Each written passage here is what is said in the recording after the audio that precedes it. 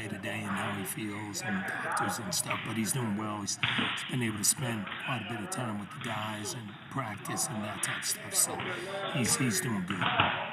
We have 6 minutes left in this conference. Other questions for the coach or athletes? This one also for Grady. You did a tremendous job today, rebounding. How do you always try to find yourself to be in those spots to get those, pretty much game-defining rebounds? I think that those were pretty much like the start to a lot of you guys' runs. There was even a one where you got the offensive rebound, you kind of dished it off for the assist. How do you always find yourself in the right spot for, whether it be offensive rebounds or defensive rebounds? I say, throughout the season, I got, great advice from my coach, Brady Morningstar, and he played here, so he's kind of been through what kind of goes into if your shot's not falling. You got to try to find ways to affect the game, and unfortunately it was falling pretty good today. But at the same time, I was just trying to, see how the defense is guarding me. If they're face guarding me like they were a couple possessions, then that kind of gives me an advantage to, see the rim and, full view, and they can if they're, looking at me. So it was a good advantage for me. Other questions? Okay, we're going to go in the aisle.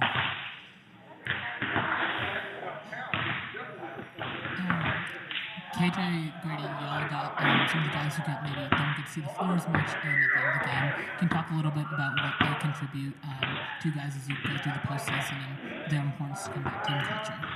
Yeah, all the guys, especially Bobby and Joe, all have a good energy that helps the team no matter what. If it's practice or playing in the game, they always help us in energy points and just knowing the game and helping us when they're on the bench and when they're out there. So it's just good to see them get a little bit more time than they usually do. Yeah, it was great. I mean, when you got, a whole team that wants, one goal, that makes the team great. And throughout the whole season, those guys have been, helping us. And I feel like we've been striving to just beat one the whole season and done a good job. Any other final questions?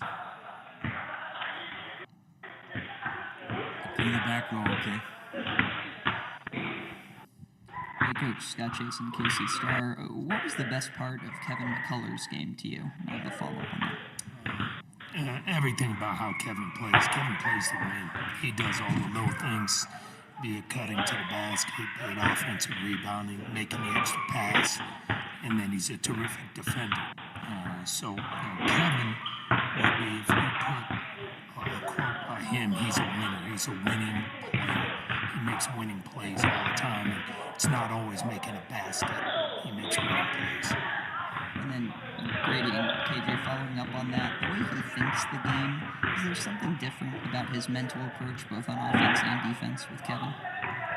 Yeah, I mean, you have his intelligence, and he just, Coach saying he just knows how to play the game, and he sees a lot of things that not a lot of basketball players see. And we see that throughout the experience with college basketball, and even throughout scouting film, he always knows the answers and stuff like that. But that's just a great piece to, when I'm struggling with something throughout the game, I know who to go to and ask for advice.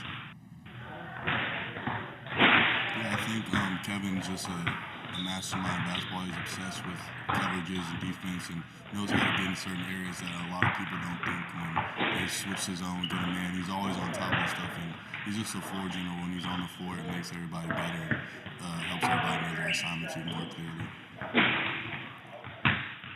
Thank you very much, gentlemen. Best of luck. We'll talk to you tomorrow. Thank you.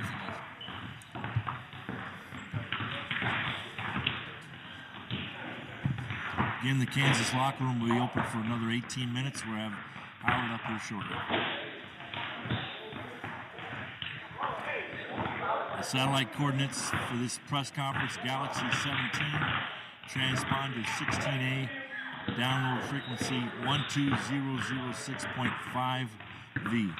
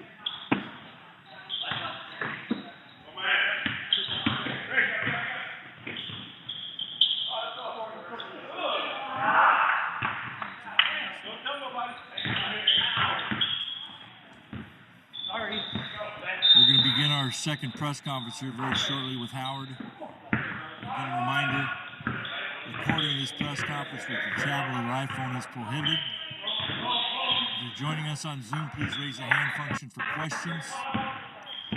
Silence your phones. If you have a question, please raise your hand. Microphone holder will come to you, and please, before you ask your question, give your name and affiliation. The satellite coordinates again are Galaxy 17 transponder 16A, downlink frequency 12006.5. The length of this press conference will be 10 minutes.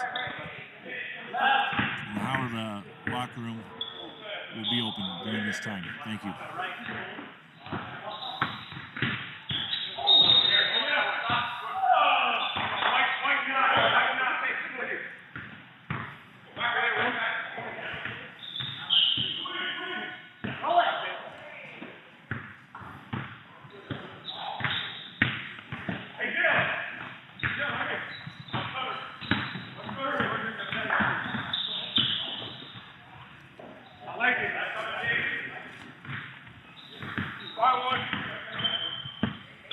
Joined by Howard, head coach Kenneth Blakeney. To my immediate right, forward Steve Settle. And Shai, at this time, coach, for an opening statement on your thoughts on the game. Thank you. First, I'd like to give all the glory and praise to God, Jesus Christ, our Lord and Savior. I'm just so incredibly proud of our guys. And what I told them after the game was that, you know, besides having a historic season, being a part of a group that is only the third team in the history of Howard University basketball to go to the NCAA tournament, I just love how they have grown as people and have become better men over this course of the season. That's a victory that no one can take away from us. And I'm thrilled that we were able to represent Howard University in a classy way that honored so many people before us, the legacy of Howard, and so many people that's going to walk those steps afterwards. So thank you. This time we'll take questions for the head coach as well as the student athletes.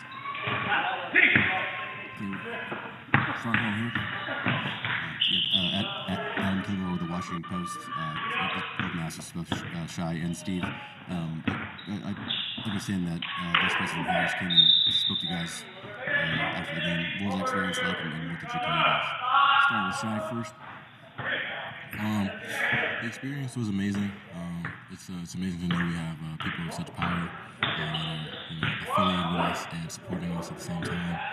She just told us that even though we didn't come up with the victory, that we're still winners, and what we've done this year is history, and to just keep our heads up.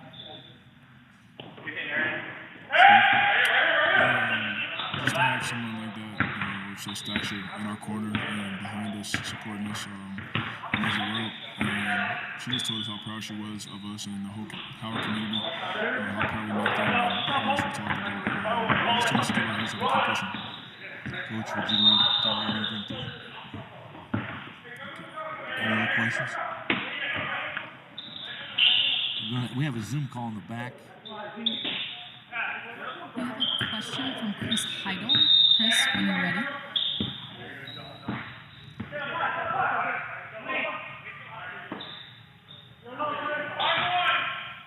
Christopher, are you there?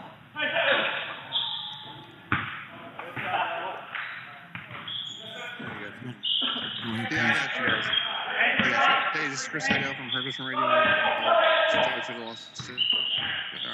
What does it mean to you guys playing on this big stage, being on national TV? What does it mean for Howard? That directed to anybody in particular? Coach? Well, we've had a lot of games on national TV, but certainly being in the NCAA tournament, there's more eyes and visibility on you, which is amazing because we have a chance to talk about our university as one of the greatest universities on the face of this planet. We're the 83rd university ranked in the country, and we have a legacy of leaders from every different sector of the world in terms of occupations and jobs. So it's pretty cool to have this opportunity and moment and to highlight our university and to share with the world how great of a place Howard University is. Go ahead, question.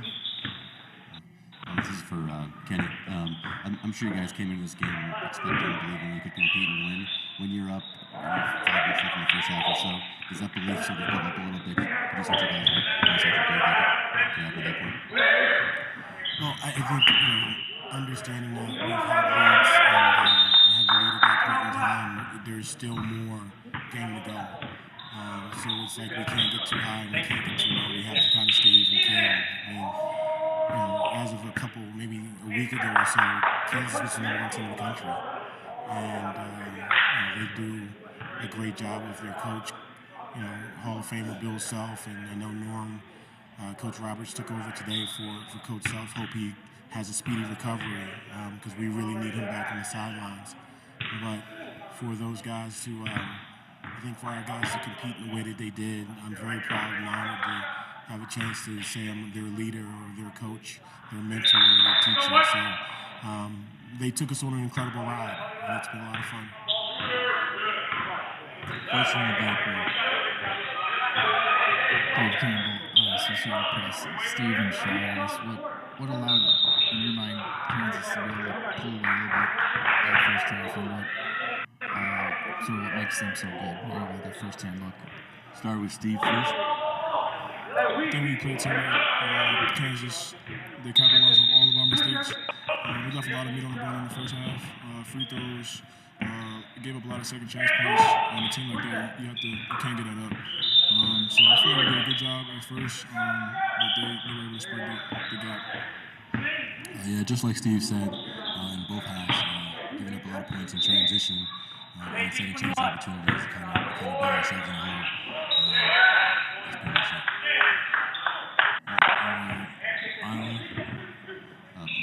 For Steve, what are you going to take with you from this season most, do you think? What's going to stay with you most? Well, I think for me, I've had to learn how to impact the game in other ways other than scoring. I think that's been the most valuable thing for me. I feel like coming into the season, I just thought of myself as a scorer, but Coach KB and our whole team challenged me to become something more than that, and that has only made me so much better. KB has pushed me in practice and in the season just to make me more well-rounded, and that's just going to make me reach my potential even more. Stay on left side. This is for Coach Greg Eklund for Kansas Public Radio. Coach, nobody plays a perfect game, but Steve referred to the mistakes. Did you feel that you had to play almost a near minimum of mistakes to get a chance to win this game? I thought that they did a few things really well. One is they did an excellent job in transition and was able to get opportunities that were highly efficient opportunities. They did a great job, I think, when they're picking and roll stuff. With Harris and Adams running around almost like Stockton and Malone a little bit. They were really efficient in that. And, they did a great job of second chance points. So points in the paint with all of those three layers added up really made an impact in the game, and it was too much for us to overcome today. About 4 minutes left in this press conference.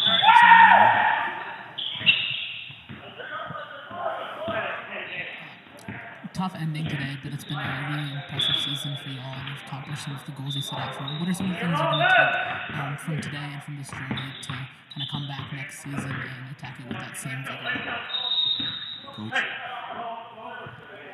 Well, I think there's a lot of different things that we want to try to impact from this season.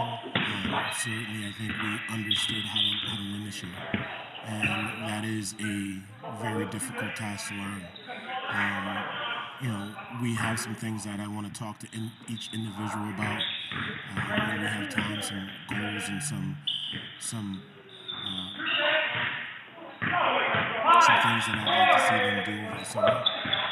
I'd like to apply tasks to our guys, so some tasks that they will have over the summer, and see if we can kind of, after that,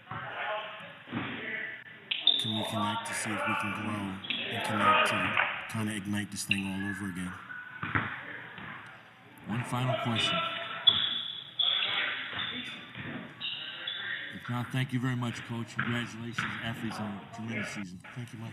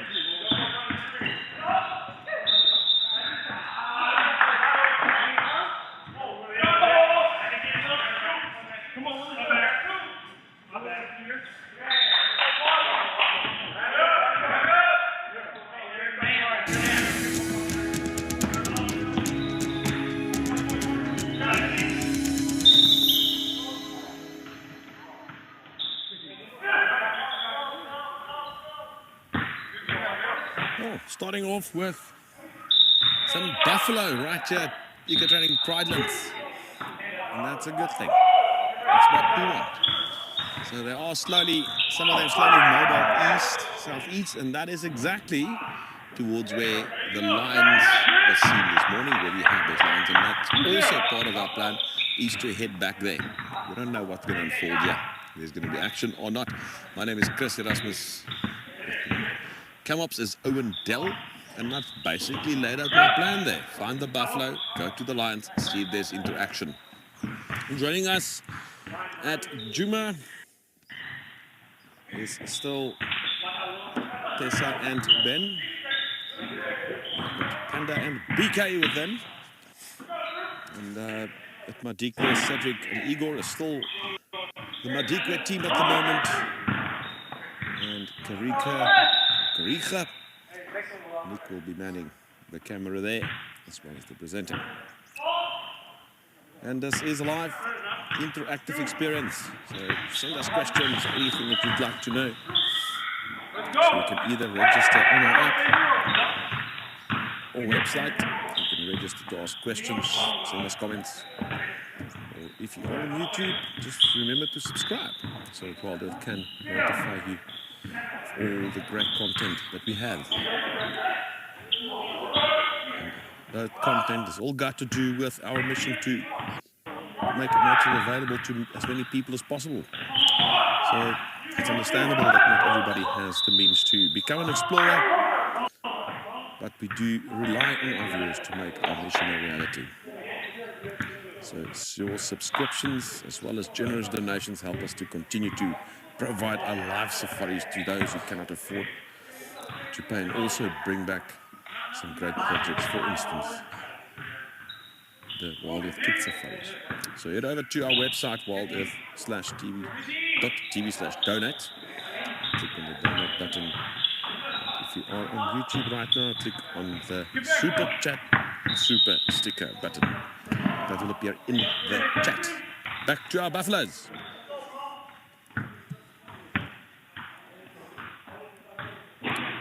While we watch them, weather-wise, we are looking at a relatively mild to warm day.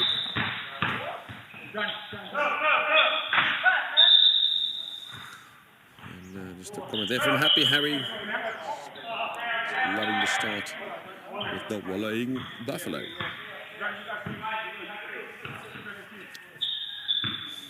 Yes, we're looking at about 28 degrees. Real feel, as we call it, is about 31 at the moment. So it's a warm day. It's not scorchingly hot, but it is warm. And not really much chance of rain predict for today.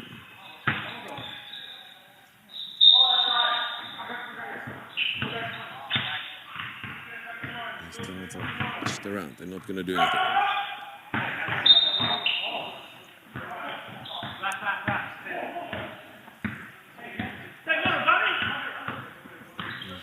just ruminating.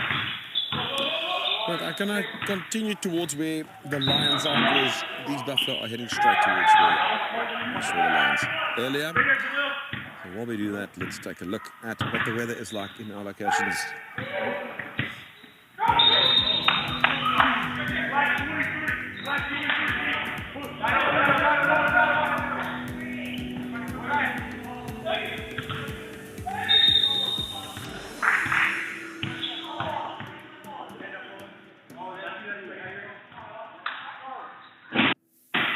Good afternoon, everybody, and welcome to Juma, private game reserve in the Sabi Sands in South Africa. We've started the drive with a beautiful herd of impala with some sneaky inyalas in the background. I've just noticed a couple of them there with the stripes. So we've got a nice mixed herd here. They're just like Chris's buffalo, they are not really going anywhere. Neither are we currently. My name is Ben. On camera with me, I've got BK, and we are out in Sparky. And yeah, we've got quite the gathering here by the open area close to camp. There must be close to 70 or 80 impalas here, and a few interloping inyalas meandering their way through as well. You can see the one at the back there with the stripes. There's a female inyala and a young male to the right of her, the slightly darker one, towering above that little cassia bush there. Plenty of impalas, and they're all just, to be honest, just sort of standing around. Not quite sure. What's that male looking at down the road? What's that in there? UK is interested in something. The male impala, the one on the road there, just under the trees, staring at something. That's what all the others are now staring at. If you go, yeah.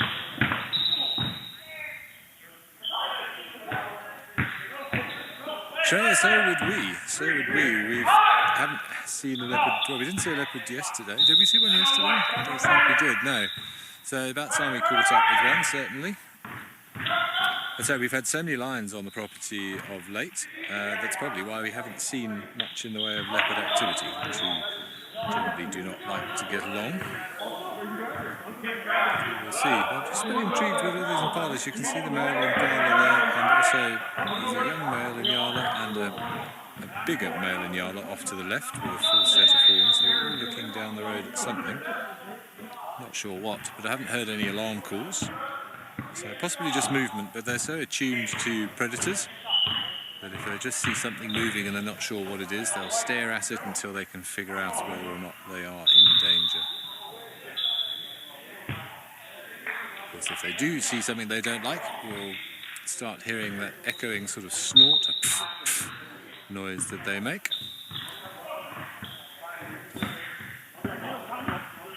Good afternoon, Rock Candy Susie. Thank you very much for joining us. And yeah, it's a nice start to the day, a nice static group, so we don't have to chase them around, and nice to see a mixed herd as well. In terms of species, you can see one of the big male inyalas right at the back left there as well. Unusual to see inyalas out in the open and taking their time like this. They normally prefer the much thicker vegetation along rivers and drainage lines and places like that.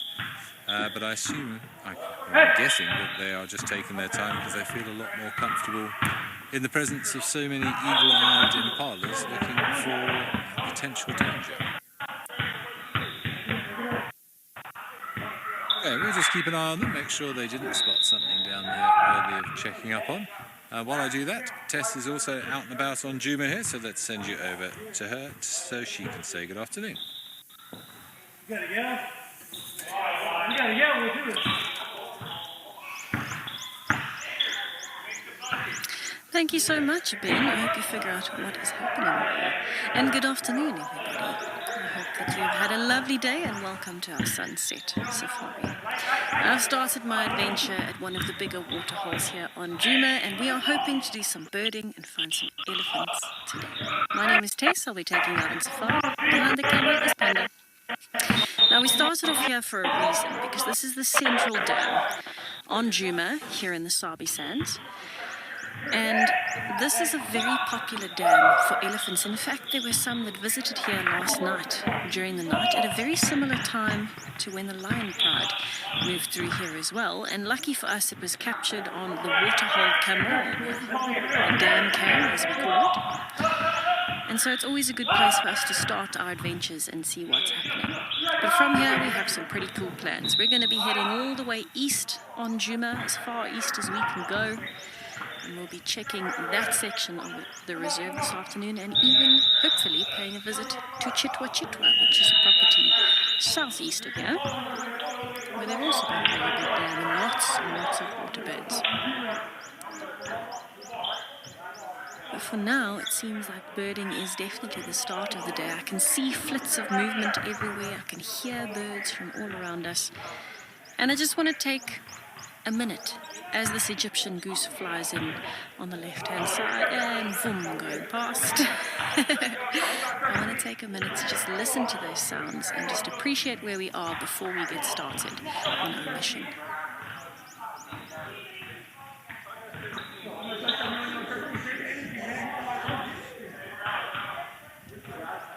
Go, we only down 13.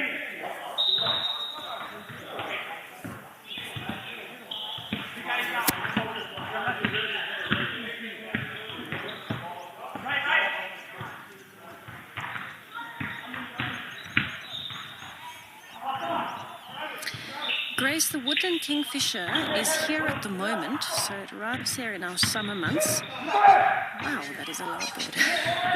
And it should be leaving within the next month or so. So they normally stick around until March, April, and then they start migrating back north. So for now, we're appreciating almost the last little bit of the woodland kingfisher that we're going to get. So every time we hear them now, we almost start clinging onto those calls because it's such a distinctive and beautiful call, and it's so loud, it captures your attention almost straight away. Ironically, I can't hear a single one. If we had been here a month ago, we would have heard almost only woodland kingfishers because they're so loud that you can barely hear any other calls. But they're an intra-African migrant, so they just go further north and northeast in Africa, and they come back here specifically to breed in our summer months.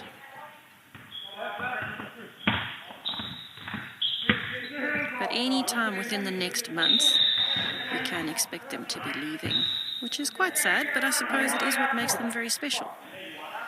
The fact that they are only here from about October to about April. Obviously, the peak season to have them here is December, January, February. All through the breeding season. Oh, there's one calling in the background. Brilliant. All right, I think it's time for us to get going on our mission.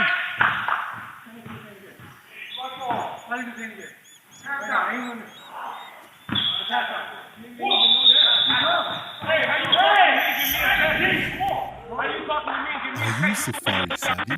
How good is your animal knowledge? Animal Quizmania is back by popular demand. How cool is this? In aid of Earth Month, for the whole month of April, we will be hosting Quizmania. Teams will pit against each other every week for some good old-fashioned interactive fun on the Sunset Show. To enter, form a team of at least 2 people, fill out the form on our website, name your team, and come get quiz wild.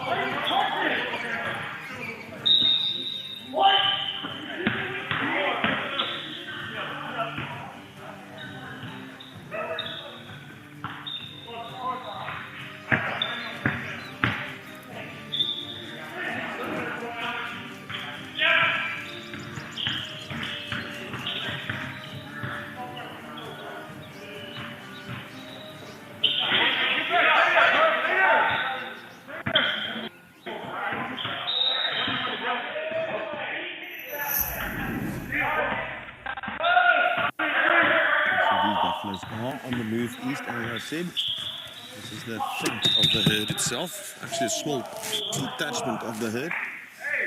And not only do we have buffalo, but they are walking straight towards these lions. So we have found the lions again. You can only see 3 of them. So there's 2 lionesses and there's 4 actually. So it will be interesting to see what they do. Are they going to be interested in these buffalo or not? These buffaloes don't know they're here. We'll just watch this. What is the next move? What are they going to do?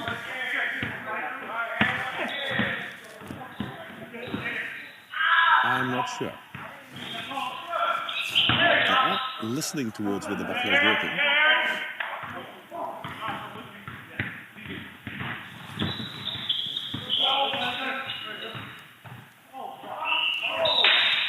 How are they going to act? I don't know.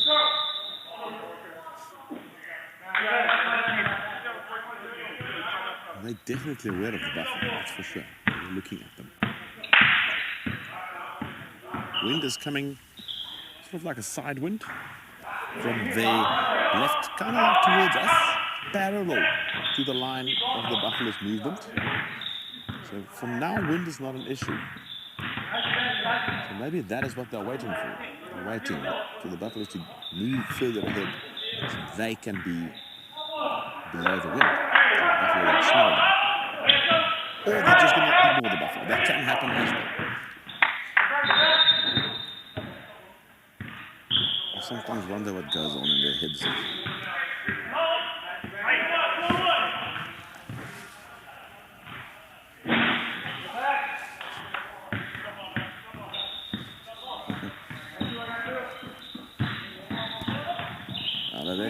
Tim is just delighted with this lovely start from the Cat9. As a prey species, that's constantly the thing. You need to always be aware of any presence of predators. But that's not only the thing. The lions need also to be very careful. Because this buffalo can turn on. And we've seen this a number of times. So it's almost like buffalo can be a bit of a balance check in place for lion numbers. Because statistically, quite a number of lions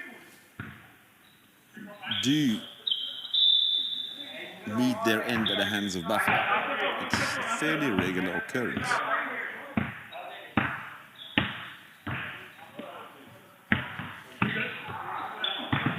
Or get severely injured while trying to bring down buffalo.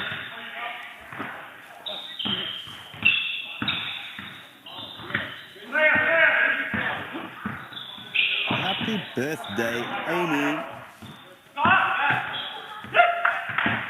This is a nice little present for you. Lion and buffalo. Happy birthday.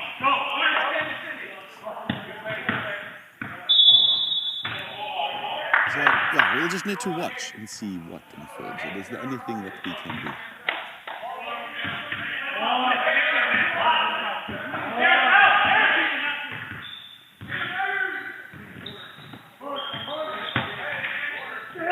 I'm not going to go closer yet. I don't want to disturb the buffalo or the lions. I don't think the lions will worry too much about our presence.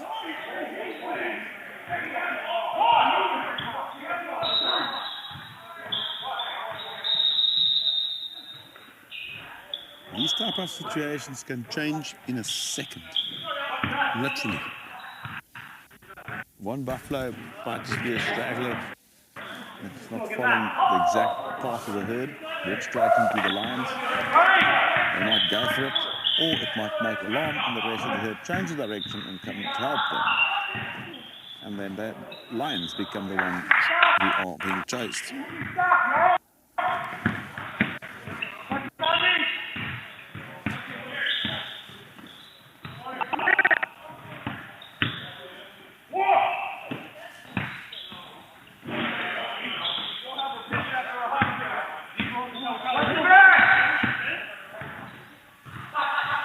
Or nothing might happen. You never know. It's one of those scenarios where you just never know what will happen. Even if that's the case, we still have Lions. We can still sit and watch them. Even if they don't go for the Buffalo. It will be exciting, though. Very indeed.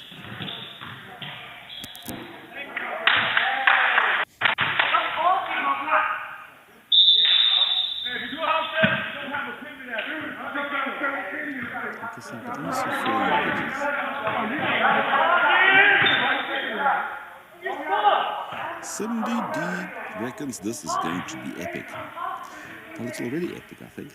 It's the fact that we have the Lions for nearly 5 or 6 drives in a row now. I think that alone is epic.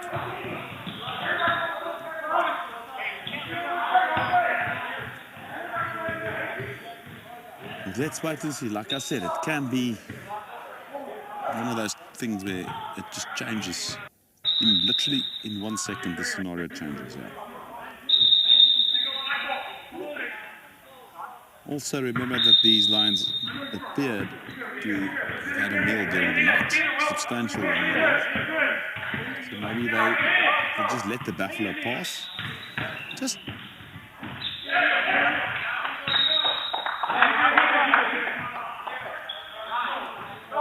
the Buffalo that made quite an aggressive stance over there.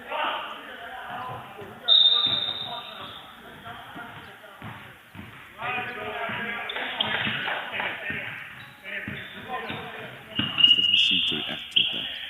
Maybe they'll just keep contact with the Buffalo, meaning just trail them. There's one that come up now. At a safe distance until they're hungry.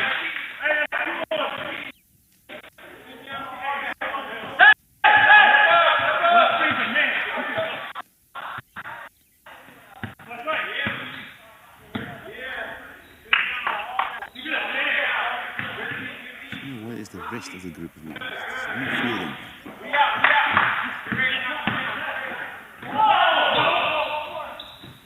There is some Lions that's coming out from the woods. That could explain the sounds in the Buffalo. Maybe they were being chased there, the rest of the group.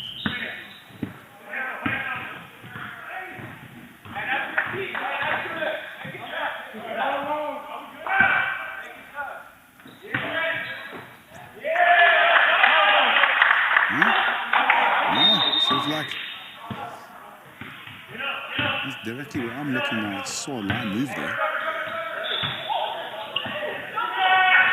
Yeah, there she comes out now.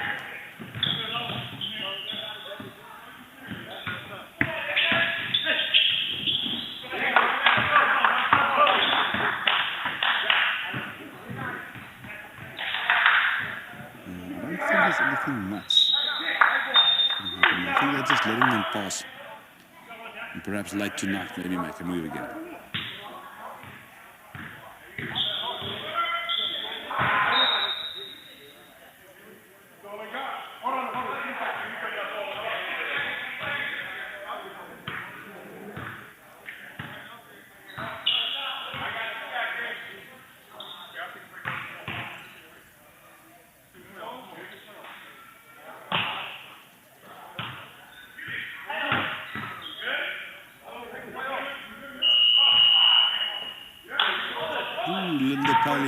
Says it's the perfect way to start the day. Coffee and Lions.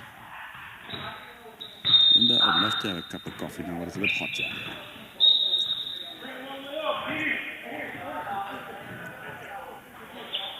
These Buffalo there are not chasing other Lions there. It's a lot of sounds coming from there.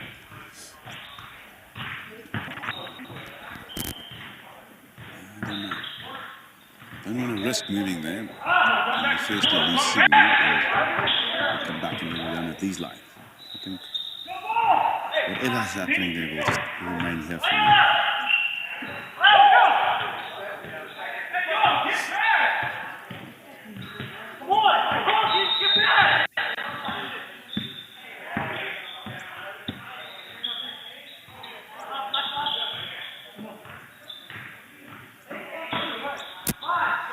Good day, Pearl. I don't think they've lost interest. I just think they Not going to rush into it. Only fools rush in. You just don't go and try and kill buffalo. They're dangerous.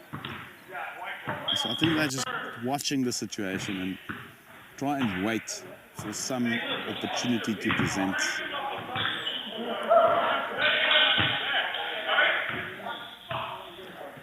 I don't think they totally lost interest.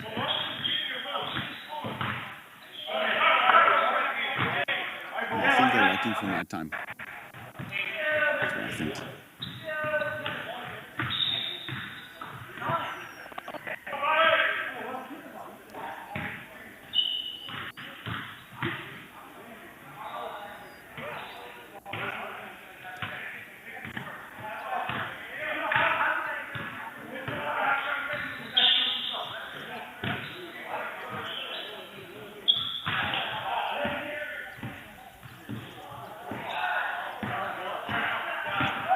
Check the gadget. I do agree they need a buffer. It's not about how hungry they are. They had a big meal last night. You know, they don't eat every day necessarily. So I think if they were quite hungry, they probably would have tried something by now. So now that they have some food in their stomachs, even from last night, they would rather sit and wait for an opportunity to present. Maybe a young one or an injured one or whatever. Sorry about that.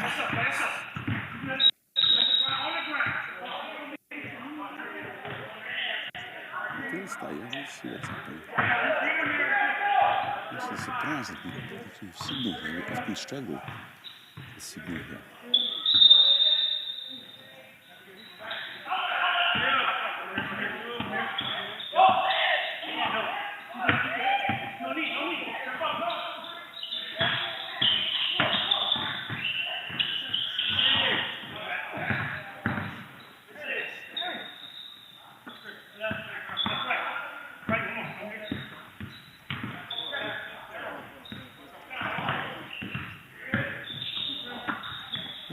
I'm going to keep parked where I am.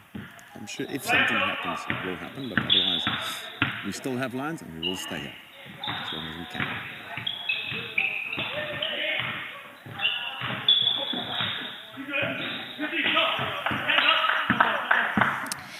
So we found something a little bit different on this side. And if you are a sensitive viewer, maybe best not to watch for this particular section. We found a dead fish floating in one of the little pan systems. And it looks like it's being fed on by a number of other fish and beetles and things in the water. It's attracting a lot of movement. Now, I don't know what killed this fish. It could have been any number of things. It could have been a lack of water. It could have been an attempted kill by something like a heron or a kingfisher, although they're more unlikely to lose their prey. But it could have even been something like a lack of oxygen, or maybe even a virus or disease. I don't know. But the fish that are currently feeding on it are kind of pushing it around in the water, just from their movements of feeding.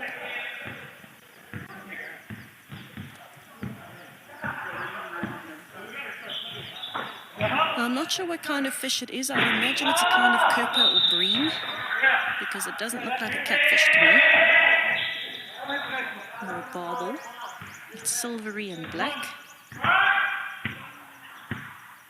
But then again, I don't actually know what it is.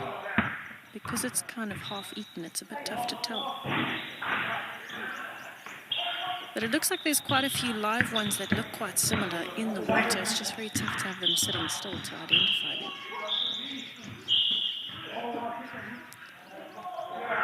I do seem to be pushing it kind of into the wall. There's also a natural flow of water downhill.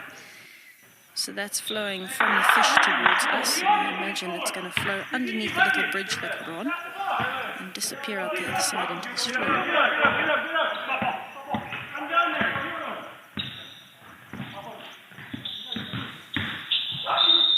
Not a very pleasant part of life to see, but I suppose an essential one, because this is ultimately part of recycling out in the wild.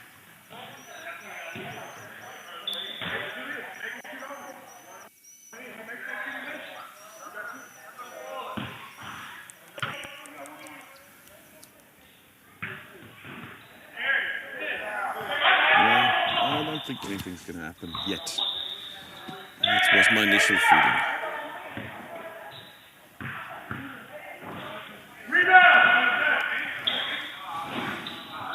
And it doesn't make sense. We would think that the food is right there. Why don't they just barge in and go and take one? Firstly, it's not that easy. And hunting buffalo is a dangerous thing to do. They feel the conditions are not right. They're not going to even attempt it. It's going at risk. This is reward.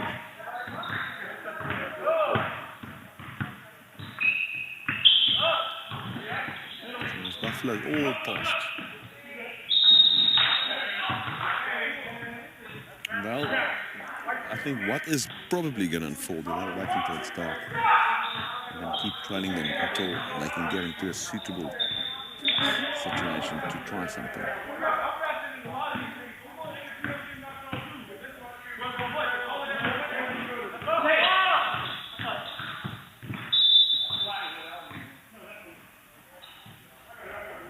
And those buffalo had no clue the lions were here. And that also kind of like answers a question I face a lot when we start getting animals like impala or something. So we see them pretty calm and relaxed, and people say, oh, but there's obviously not people, predators around. Here's a perfect example. Buffalo didn't know the lions were here. And when we had those buffalo lying down earlier, there's like 300 meters behind us. Obviously, I can't clue the lions are around here. They have to see or smell these lions in order to know that they're there.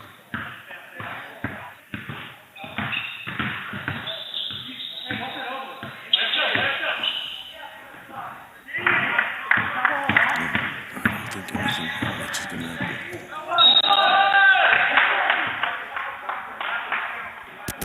Alright, so let's head over to Ben, who's doing some birding with predators.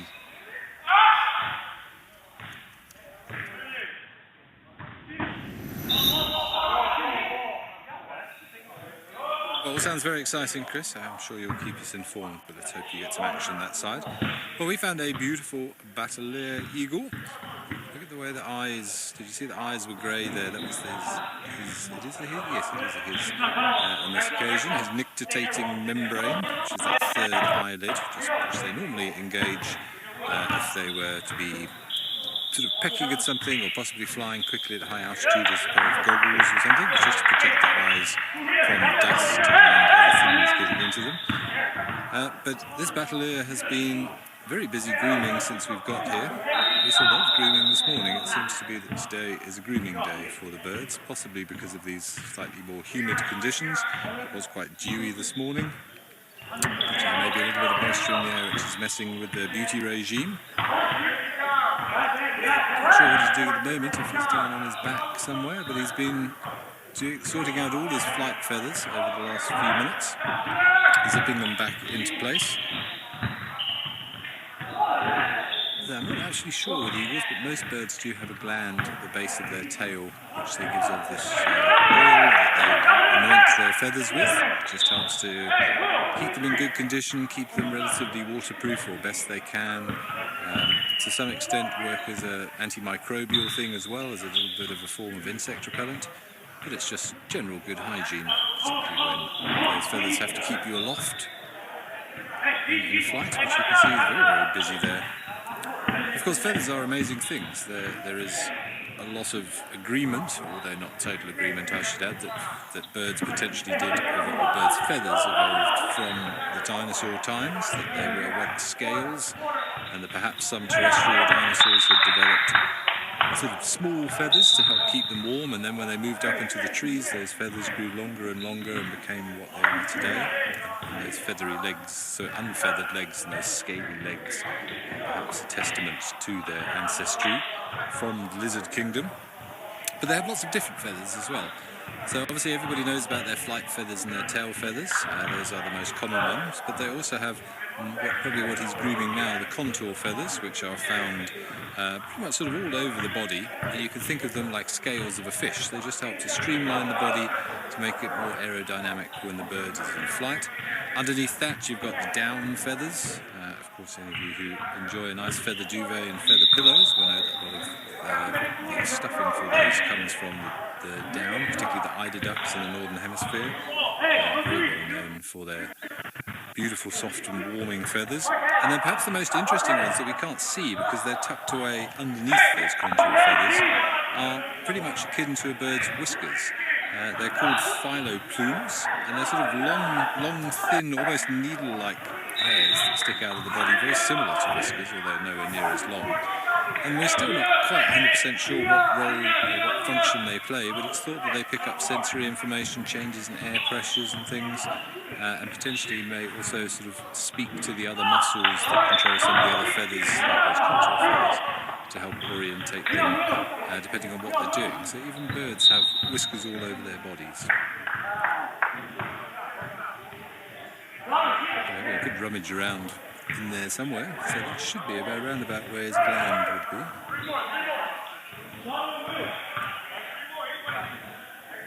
Thank you, Damien. I'll pass on your thanks to BK. BK, excellent framing. BK gave us a big thumbs up and a cheeky grin. Glad you're enjoying it. You can see that nictitating membrane was down again there. And his eyes look grey.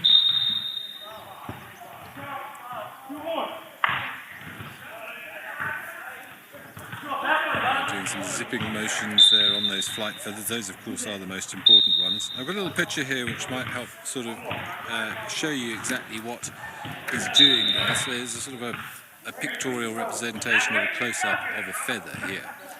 So you can see this line coming as sort of that central vein of the feather, so this long, it's like bone, it's keratin, but think of it as a bone if you like. And then you've got the individual barbs coming off, and then on these are the barbules, which are these little tiny hooks coming off there, and the top row have hooks and the bottom row don't have hooks. So each of those barbules clip into one another, and that's why if you run your fingers through a feather in the wrong direction, it looks very, very tatty very, very quickly, a little bit like you can see here. Now all you have to do is smooth your fingers along or with the grain of the feather, and all of these little hooks here will then re-engage and make those feathers solid and much better at cutting through the air and allowing for more efficient flight. So barbs and barbules. So that's what you see when you see the birds doing it. That's what they're actually doing. They're zipping up all those little hooks to make sure those feathers are in good condition. And we've also got a mini-me, this battleur I've just noticed. So just above the battleur and to the right, there's a tiny little bird right at the top of the tree. Also a blackbird. It is not a baby battleur. A bit difficult to see, but you can see he's got a white beak and also sort of whitish pinkish legs. So this is what's known as a purple indigo bird. So nothing to do with the battleurs. But this is another one of our brood parasites here. So a little bit like a cuckoo lays its birds in other birds' nests, which is a very interesting strategy and lots of interesting adaptations that these brood parasites have. And this one has a very specific host species. It will only parasitize, or almost only, never say never, but the Jameson's firefinch. So we've got 3 different firefinches that we find out here, and we also potentially can see 3 different types of indigo bird: the dusky indigo bird, village indigo bird, and this one, the purple indigo bird. It's not purple. Don't ask me why they call it that. The reason we see more of these than any others is probably because we see more Jameson's firefinches than any others. And they can also form sort of a mimicked call of the Jameson's firefinch, and when their chicks are growing up with the firefinches, they also know the firefinch call.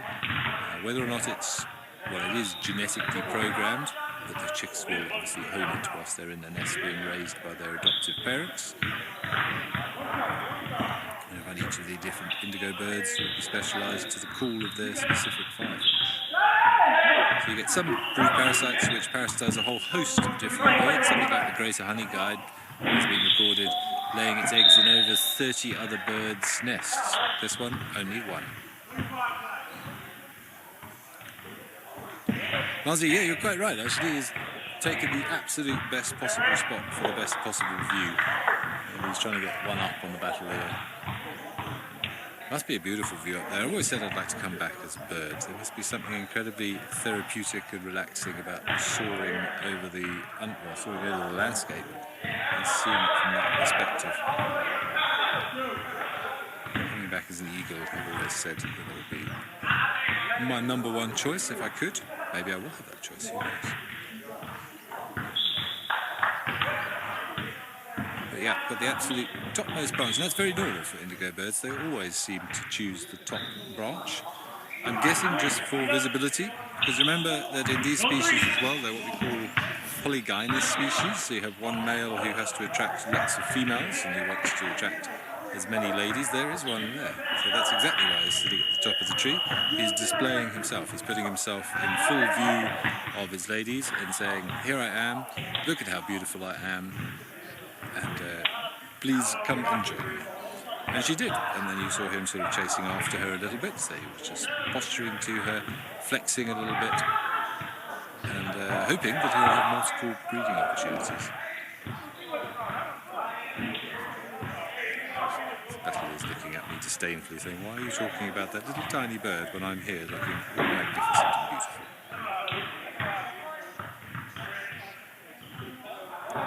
This is no doubt one of the three that we've been seeing with the nest. I haven't been past the nest yesterday or today, because I should probably say that a couple of days ago I did go past the nest, and that road is quite wet, and we got a little bit stuck. Thankfully, it didn't happen whilst we were on air, and we had to jack the car up and put some logs and things under the tyres to get ourselves out, because that road is a bit muddy. Sparky is a bit bigger and heavier than Wendy, so I'm going to leave that road for Wendy for now.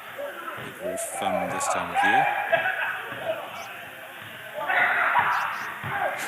Well, thank you, Lenny, but that's what I'm here for. I think it's such... Oh, what a paradise flycatcher. You can hear him calling. Oh, did you get him, BK? Oh, I think he just went somewhere. There he is. There, straight underneath the basileer, pretty much. There he goes. It's a paradise flycatcher. We just went to the right a little bit. Right? Not at the moment, but he went to the right. Sorry, we're getting very excited by a paradise flycatcher. But thank you, Lenny. I don't know what to say to that. I'm glad, and I hope you are enjoying it and learning something. That's the whole point. I just want to show you a picture of what BK got all excited about there, as did I. Because we've seen a few lately, but they don't sit still for very long. There's paradise flycatchers, but they've got these beautiful, long tail feathers to attract the female. Frantically searching for a picture of one. You never find the bird that you want under pressure. There we go. Okay, so the reason we got all excited is we were hoping to show you this beautiful bird here on the left with his long orange tail feathers. That is the paradise flycatcher. Look at that lovely blue eye and blue beak. And then there's beautiful long feathers. So the female has the shorter tail and the male has this longer tail.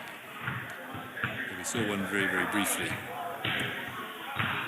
I'm not sure whether they lose their tails in the non-breeding season because they're intra-African migrants, so they disappear towards sort of more northern southern Africa or southern central Africa, depending on which way you want to look at it.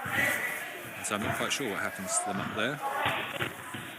But we see them as they sort of flit past the whole time. Very rarely sit still.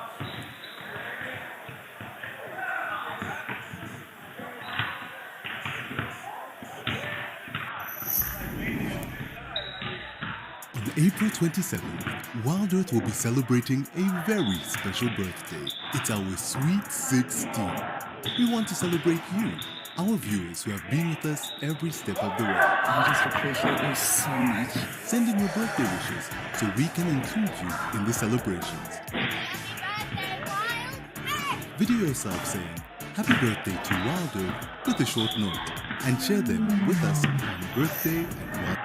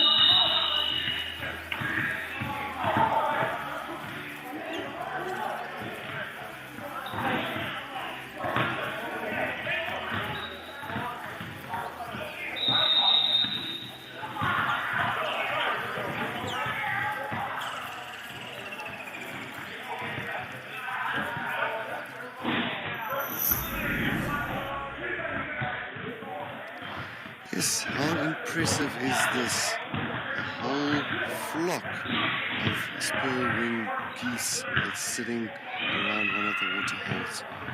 Can't believe how many there is at the moment. Like, maybe about 40, 50 of them. It's sitting all around the side. So quite nice to see them inside a game, because I haven't seen them in such huge flocks, but apparently they do travel around in huge flocks, and of course they're pretty much nomadic, so they will pretty much as a flock head to certain wetlands, certain water holes, and rest on the side of the banks of these beautiful little dams around here in the Dikweb. But wow, absolutely nice to see a spur-wing geese like this. As I said, there's on the ones that's on frame now at the moment, and of course there's others on the other side.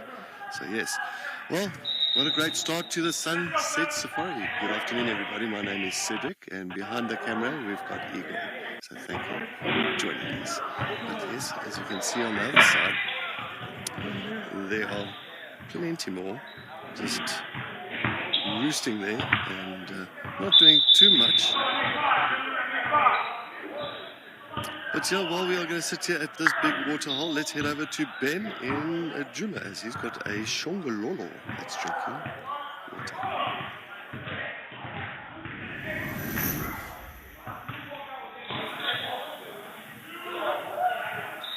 Hey Cedric, well, we've seen something that I don't know if I've ever seen before. Well, seen something. It seems to be a millipede having a drink of water. So shows you everything needs water. Looks like he's sucking some of the moisture out of the mud there, which I've never noticed before, because we normally only see them after rains or when it is wet. Otherwise they bury themselves underneath the soil, and we don't see them at all during the winter. But after rains you often see them wandering around. But I suppose everything needs water. And I'm assuming that that is what he's doing. I say he because about 2/3 of all millipedes are males. There's a very skewed sex ratio in millipedes out here, and nobody really knows why. Possibly to promote competition, so only the best genetics are passed on. But that is the first time that I've ever seen a millipede having a drink. You can see the water running there. That's runoff water still from all the heavy rains that we had. See those legs moving. I'm going to have to reverse the car attached. It's coming too close. He's having another drink, I think. Brand new. Never seen a millipede having a drink before.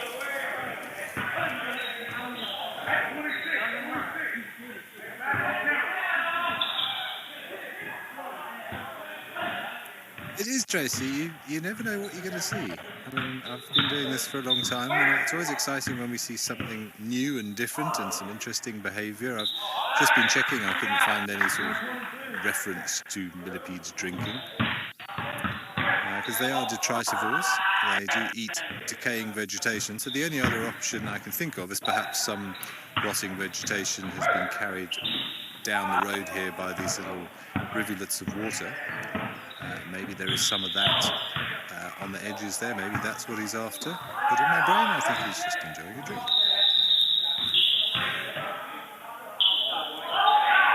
Look at the way those beds work in waves. It's amazing.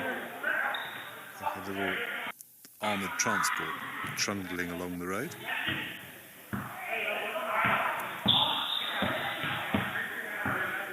Look, Darcy Miller, neither have I. I've never seen a shongololo drinking water. If anybody doesn't know what a shongololo is, by the way, it's sort of the traditional local African name for a millipede. Either that, or maybe he wants to cross the water and he doesn't want to get all his feet wet. He's trying to find a way across.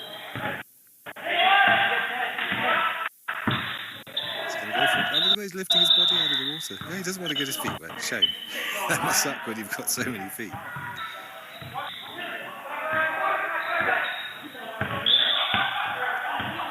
Joe, good word, astounding. There we go. Yep, you never know what you're going to get. And the smaller things are actually really, really fascinating out there. But he's managed to make it across the water. I'm happy for him. It is I can actually see from here it is a male, strangely. It may be difficult to explain on the camera, but on his 7th body segment, there's a segment with no legs. You can see there's a gap between the legs quite close to his head. So the 7th segment down. And that gap is there because instead of having his two pairs of legs attached to the underside of that segment. That's where you find his what are called gonopods, the male reproductive organs. So you can see about 3 or 4 legs down, there's a little gap where some legs should be. It certainly looks like it from there. Look at the way those antennae are just constantly touching the floor, picking up chemicals and the equivalent of smell, understanding his environment, because they don't really have eyes. They have what are called ocelli, which are like incredibly simple eyes, which pretty much just tell the difference between light and dark. That's about all they can do. So they perceive their world around them very much through those antennae, and they have a sort of very primitive brain called a ganglia, which is like a bunch of nerve cells in the head, and then lots of other ganglias all down the body to help coordinate the mass movement of those legs in coordination.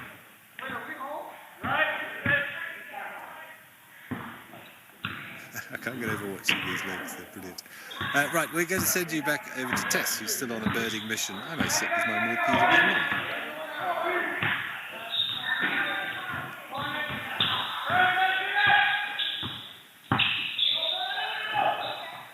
Oh my goodness, I'm so excited.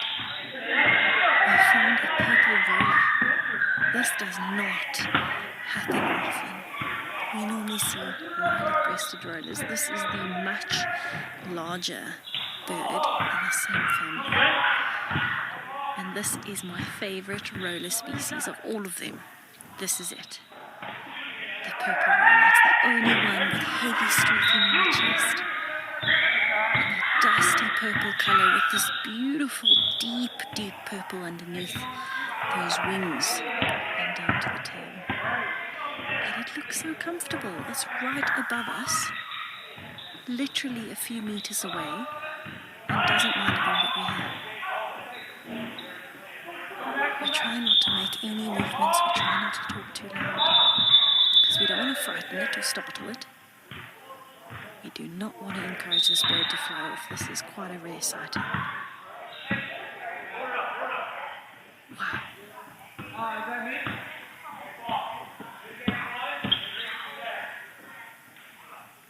Now, this is the least common roller in the entire region.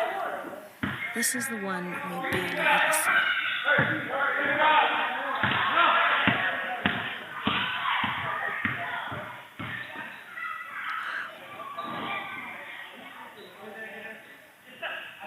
So I'm sure you've seen lilac-breasted rollers and European rollers with kills of grasshoppers and dung beetles. This one is so big, it takes reptiles, mice, even young birds, also insects, but it's quite a bit bigger. Mac, isn't this so cool? A purple roller for the win, my favorite bird of the day. And it's just watching us ever so calmly. But imagine this thing with the small mouse.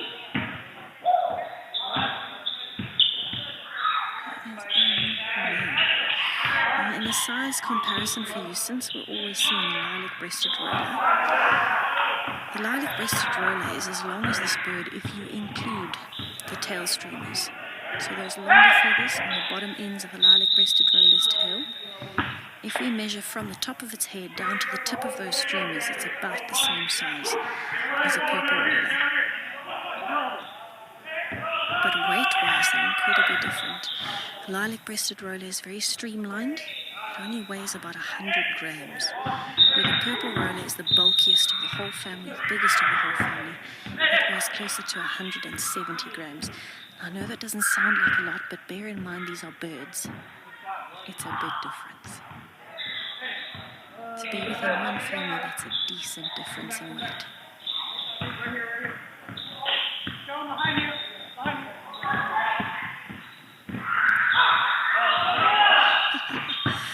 Val, unfortunately, the whole roller family was not blessed with a singing voice.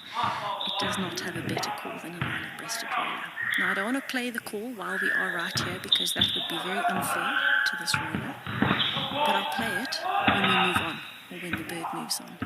If I play the call now, the reason I'm saying it's unfair is because it's going to think that there is a purple roller right here, and it's going to potentially feel territorial. It might influence its behavior because it might feel the need to use energy to call back or to move to try and find the bird. That might be a potential imposter or potential mate. You never know which way it's going to go. But it wouldn't be very fair for me to play it while we are right here. So I'm going to wait until we move on a bit, and I'll play the call for you once we're a little bit further away. And you'll see it's definitely not the singing family of birds. Definitely not as sweet as a sunbird or anything like that, that's for sure. It's quite a harsh call. I think of all of the birds, the herons and the rollers to me have the most harsh calls. Even the birds of prey have a slightly less raspy voice. Oh, Picasso, thank you very much. Thank you, thank you. I'm very happy with this find.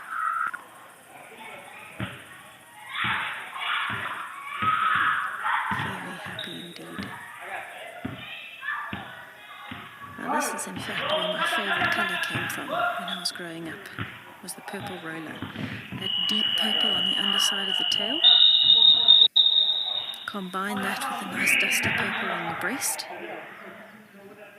and you'll have my two favourite colours right there.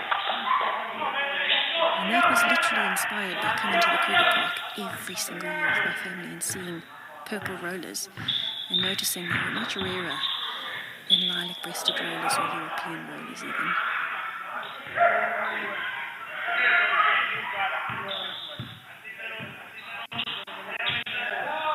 Now this particular bird isn't looking around an awful lot. It's checking us out for sure. But it's not like it's hawking for prey at the moment.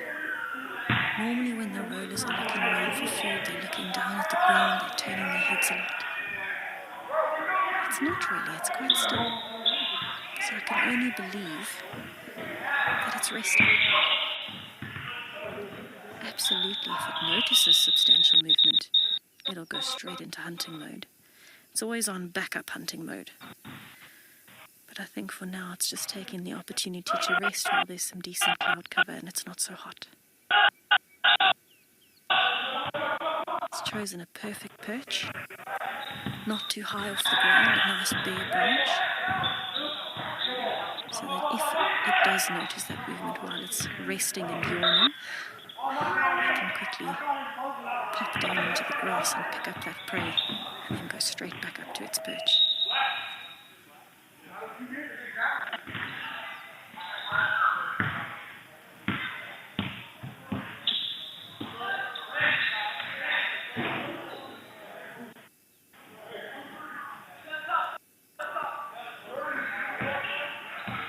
I would say let's hope that it's going to call, but these are not very well known for being particularly vocal. They don't make many calls. But I can say that I'm very happy regardless, and hopefully I can play the call for you soon.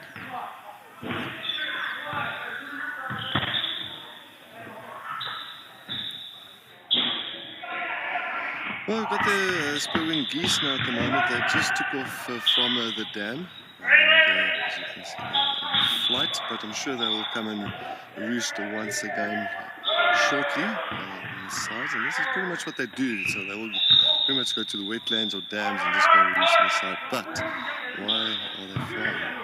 They got scared off by a certain animal, and of course a nice herd of elephants. Let's come down to the dam for an afternoon drink. So yes, of course, there's Egyptian geese. Egyptian geese definitely, I mean, the spur-winged geese definitely didn't want to hang back and take on these big elephants. So yeah, nice whole family, little one there.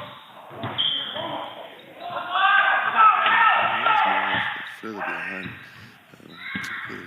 back in the thickets, but I'm sure they'll also come down very shortly. But yeah, for now, it's so nice just to see these elephants, and we're very fortunate seeing so many elephants. I think I haven't seen so many elephants drinking in the last 7 weeks that have been there, several weeks that have been there, because yeah, no, it has been quite an experience.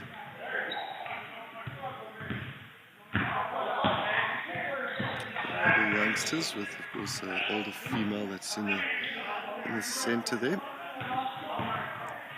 And the other one just trying to get as much water as possible. Very cute.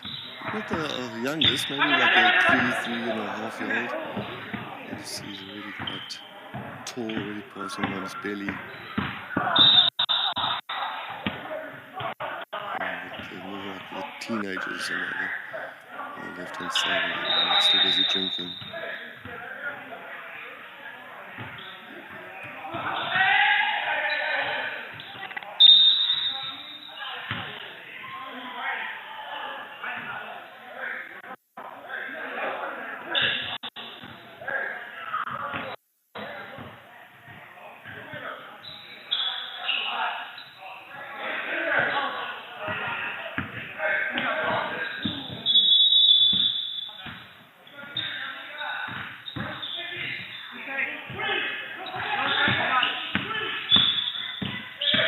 Nice little family portrait right there.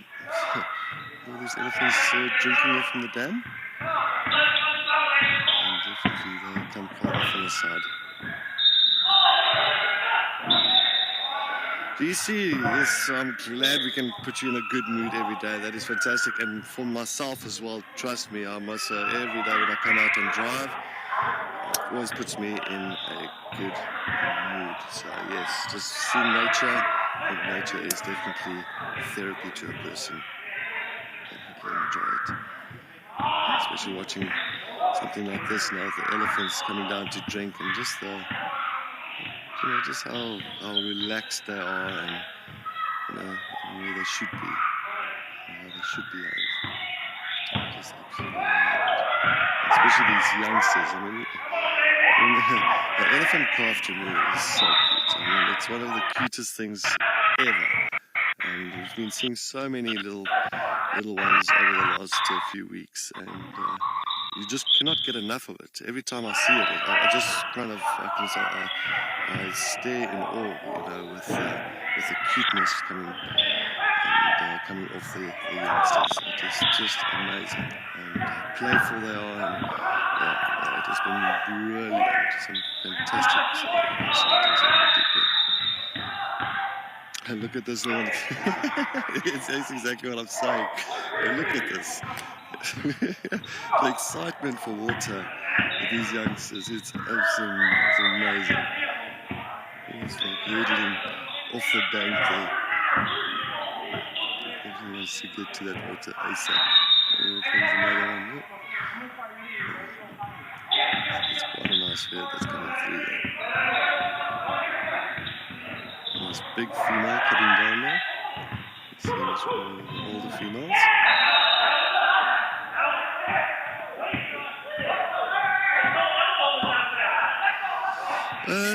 Shannon, it's still exactly like, it depends on the age of the elephant, but they need to consume quite a bit.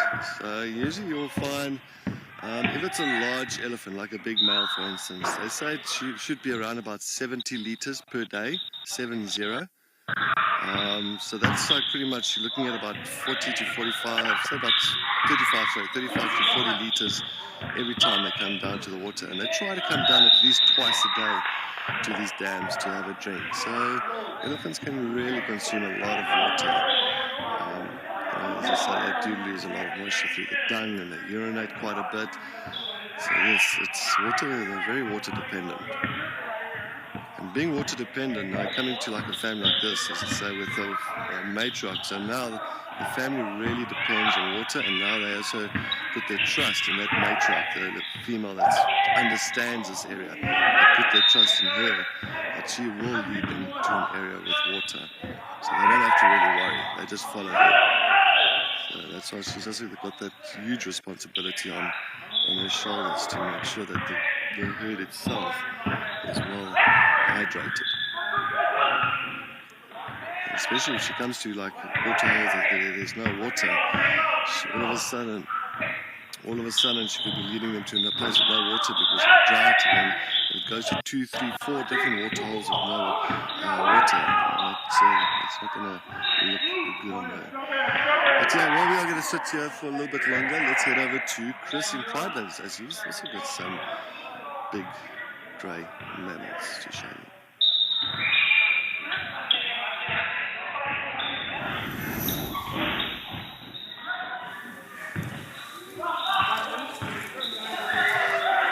There's a whole herd here, but they're all into the bush. It's only this very large bull that's been around.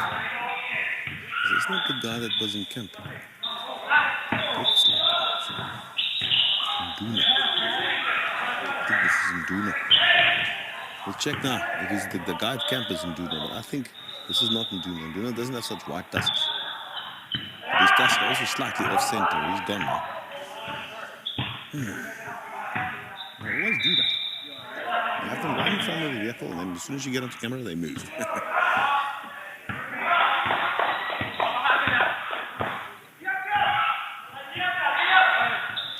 And Patricia says, sundown at time with elephants. Unfortunately, they have disappeared into the woods.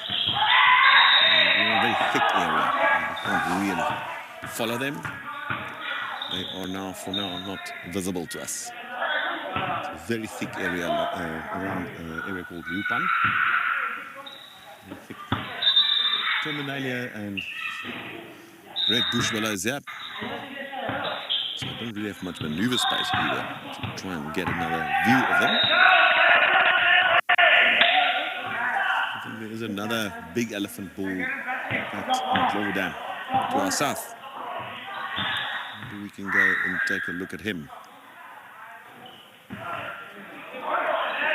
This is the same bull that was in camp.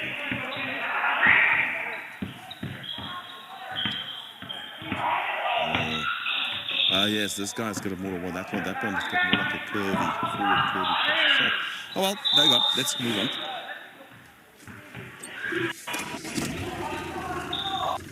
Need to stick around. I'm not going to see them. All right, well, fortunately, Cedric is still with his elephants. Let's go back to him to find out what his elephant's up to.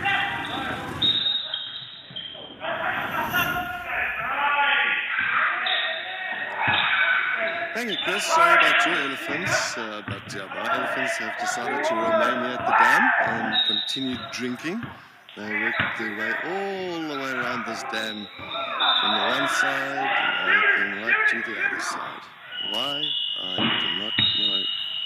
Maybe the water's a little bit cleaner this side. I don't know. It's the same dam. Maybe there's something that was wallowing on the other side and stirred up a little bit of the sediment, and elephants weren't too happy with that side, so they decided to rather come onto the northern side. But it's beautiful. The whole family's together now. Click. There it is. Nice little portrait. Smile for the camera. Even the little ones getting in there. It's amazing. I love it sometimes how they just stretch that trunk out. So it's like a fibroelastic muscle. So like an elastic band. So you can stretch it out and get to like a little bit to further into the dam itself, maybe a little cleaner water, and suck that water up. And spray it into the mouth.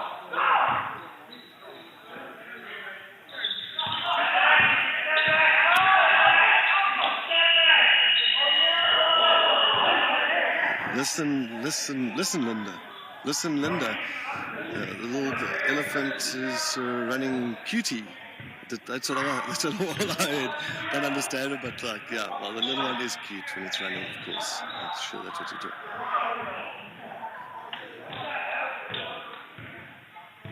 The little elephant running is the best. Cuties. Yeah, definitely. Listen, Linda. Thank you, Nadine. Yeah, no, they are so cute. I think that's... I always laugh when I see these little ones running down to the water. As I say, I think it's one of the best. And I've seen it so many times. I'll like reiterate myself now, because I know that it happens so many times there. Close down with these herds coming down to the dam, and you actually watch the excitement with these little ones when they run, when they see that water. It's almost like a kid at a candy shop. When they see that candy shop, it's like ahead of the parents into the candy shop. So yeah, that's exactly how these these young elephants are absolutely adorable.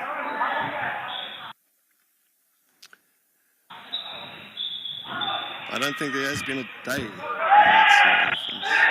Not a day. Not even a drive.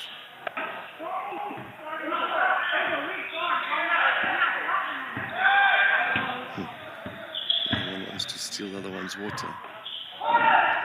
Get your own, buddy. Get your own.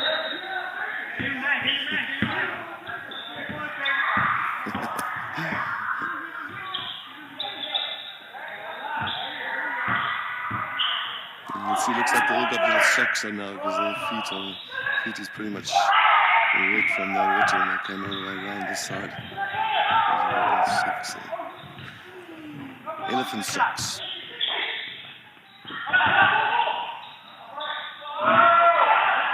There's a lot of the red dust and sand that's pretty much against the body, so clearly they were somewhere where they had a nice sand bath. Was chucking some nice loose red soil on top of their skin. And that's also a good way for them keeping cool. But today hasn't been warm at all, yeah. Oh, I have to get onto the radio. Unfortunately, we are trying to follow up on lions, and there's somebody that's calling me, so I just want to see if I can get hold of this guy very soon with our radio.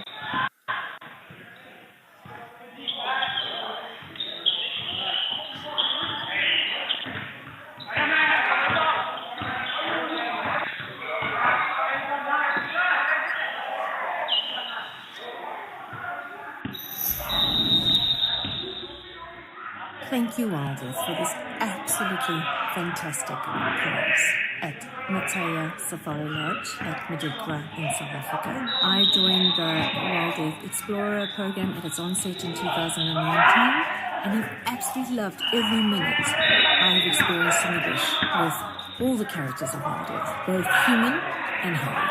Thank you again, Wildlife. Sign up today and you could be the one experiencing it for yourself.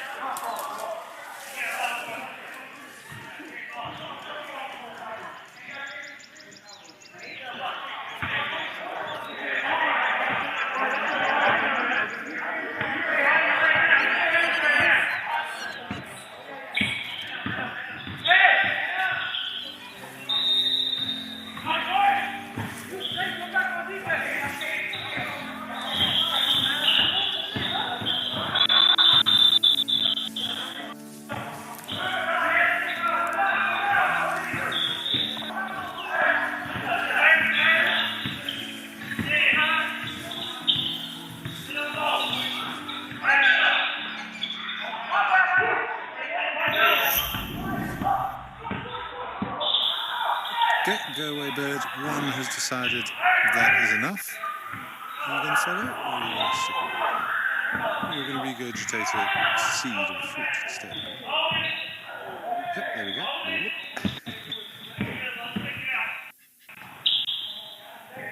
Up, and they're off. Right, okay, well, in that case, I think what we must do is head a little bit further north, because we've just saw that Adoboys. Just saw some lion tracks from the lines we were looking for this morning because they gave us the merry-go-round, but we didn't check east of the Murati. We just got some tracks going north up Inyala Road south towards Inyala Road north. But so east of the little river that runs through, or the little drainage line that runs through Juma, and it seems that they went this way, which is unusual. So I'm not sure now whether it was the Improvers or if it was the Talmasis that we saw on the camera last night, but we will have to find out. Speaking of unanswered questions, it's a good chance to remind you about Quizmania, which will be running all through April in aid of Earth Month. So we encourage you to register your teams of at least 2 people, which you can do via our website, wildearth.tv/Quizmania. And every Saturday and Sunday afternoon, you'll be putting your brains to the test with hopefully some difficult, but also maybe some less difficult questions. So hopefully you can join us for that and expand your knowledge and show off your knowledge at the same time.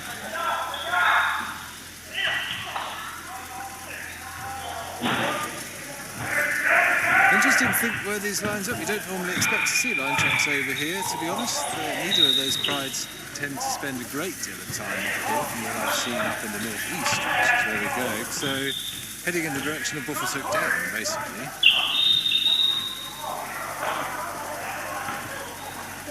Interested to see whether they kept going north and crossed out. But having seen that young lion a couple of times, I assumed that the pride would come back for him or her. And it looks like they did. That's what I assume was happening when they came past and we saw them on the down cam last night.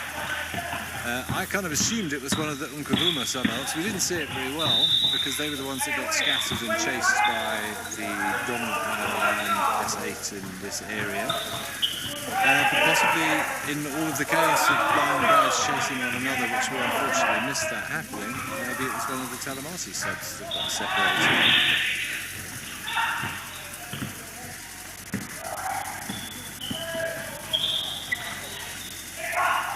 But there's only one way to find out, and that is to try and find them and enjoy everything else that we see along the way.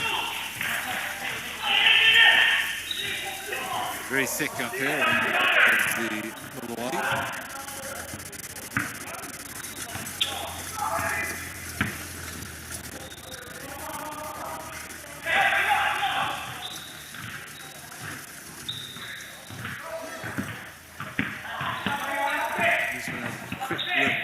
Down in the drainage line. You can come with us if you like. Because you never know what you might find lying down here in the cool sand. It's not been a particularly hot day, but these drainage lines are good animal highways, and the sand is nice and wet at the moment, which means it's nice cool. So it's perfect for the lion to lie up. But I didn't see.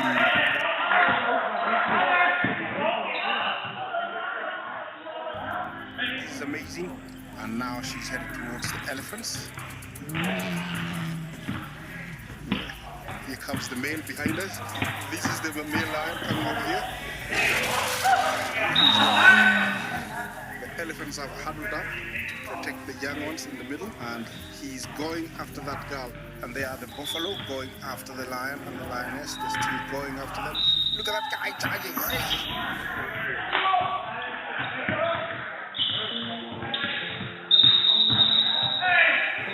It seems like everyone is joining the party.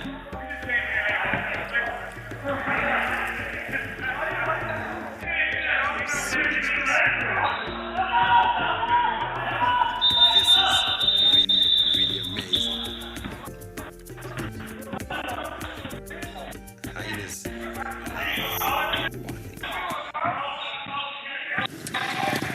I apologize, everybody. I feel like we maybe lost somebody there. It is one of the challenges of being out in the middle of the African bush, but I am luckily out and about and on an adventure. So I'm headed towards a property to the southeast of Juma called Crt1. It is a beautiful spot. It's a little bit smaller than Juma, but absolutely stunning. A massive dam in the middle. It's a beautiful riverbeds, so very good for leopards and hyenas. And of course hippos and crocodiles and all of the aquatic and semi-aquatic bird species. which is quite exciting. I'm going to get hold of Ben just now. I've just noticed some lion tracks crossing into Djuma again. This is the eastern boundary that I'm on. I'm currently heading south, and the tracks are crossing over back into Djuma. So I feel like the lions have done circles around us today.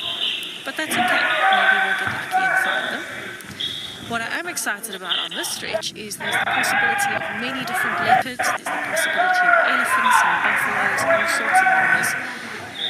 There's also the possibility of a honey badger. And that is an all-time favorite for a lot of people, and it's on the bucket list for so many people that come on safari. And it's not often we get lucky enough to see them, but there's one. It hangs out just down the road. We've seen him a good couple of times digging up for things like scorpions and spiders and snakes and mice. He seems to be quite territorial in this area, so that is pretty exciting. So every time I drive here, I think, oh, maybe, fingers crossed, maybe we're going to see a honey badger. Now you will hear my radios on in the background. It is my game drive radio. It's how we chat amongst ourselves, amongst all the different people from the different lodges, everyone that's on safari. I do need to keep it on, just because I need to know what is happening as I'm headed to another property. There are lion tracks here as well.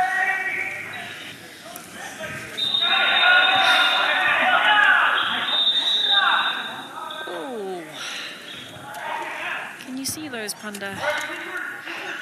Oh my goodness, lion tracks, lion tracks, lion tracks. Lots of lion tracks today. Now this is coming out of Djuma, but it's tough to say whether these are fresher than the ones that you saw coming into Djuma. Perhaps they've done another circle. As you can see, all the lion tracks here, toes pointing forwards. So they're heading out that way, and there's a good few individuals because I can see some more tracks on this side. So they're on both of these little tracks that we call a two-track from our times, because there's two tracks. And I can see that all of these tracks are pretty fresh. There's very clear definition, 4 toes in the back pad. Nice, decent size, like the other track that I showed you. Up to kind of my knuckle there. And going out. Oh goodness. Another message for Ben. Some coming in, some going out. I don't know which one he wants to follow.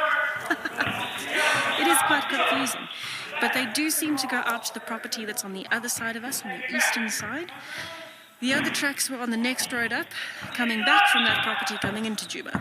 So the question is, did they loop out and come back in? Or did a different pride, maybe the Torchwood pride, if you don't know who they are, they're the pride that lives on the property mostly east of us, which is called Torchwood. Did they come in and come back out? That's the question. So that will be up to Ben to try and work out, because he is headed towards this area, luckily, because I told him about the lion tracks, and I know he wants to try and find them. But it is nice to have lion tracks right here. Very nice. Gail, unfortunately, I do not have an update on the Black Dam males. 2 beautiful young males, 5.5 years old. I don't know where they are. I know that there were lions seen on Arathusa, which is the property to the west of us, over that side. That's quite far from where we are now, considering we're on the far eastern cut line. I don't know whether one of those sightings was potentially the Black Dam males. I know that there were also lions seen on Elephant Plains, which is up that way, so further north. We're almost in the centre line of Djuma at the moment, that goes down that way. This is in fact called Central Road, because it's in the centre. Amazing. But I don't know if any of those sightings was the Black Dam males, unfortunately. I know, though, that if you are looking for an update on Mohawk, who is one of the Avoca brothers, he was seen on Arathusa, which is that one. But what we are going to do, once I'm done adjusting my pillows, I'm going to start the car, tell Ben about these tracks, and head towards Crt1. Yes. On my agenda for today, Crt1. But I promise if we hear anything about the Black Dam males, we will certainly let you know. There have been quite a few different lion sightings all over the place, and there's definitely been a few days of also no lion sightings. We've seen tracks everywhere, but no actual lions. but I think it's preemptive for the weather. Animals have incredible senses, and they know when there is a change in weather coming. And so what often happens is we'll see them consistently for a few days before it starts getting really overcast. And then all of a sudden they disappear, and then you'll notice the next 2 days are incredibly overcast. And that overcast weather is really what keeps the cats moving. They like to use it as hunting weather. They like to keep active. They like to use that opportunity when it's not so hot to walk the boundaries of their territory, to scent mark, to spend a bit more energy being more active. But of course, this is quite beneficial for hunting as well, especially if it's going to start raining. So we often notice that there's a massive change in behavior and predictability of animals when there is overcast weather or rain coming. Now, we're not actually predicted to have rain, but it is overcast, so I suppose it works. There's a beautiful kudu bull in the road, slowly walking away from us.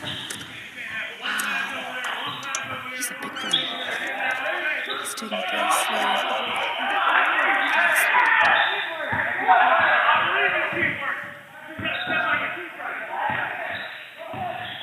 Doesn't have the biggest horns I've seen. He could go for another curl, I suppose, but he is a mature bull.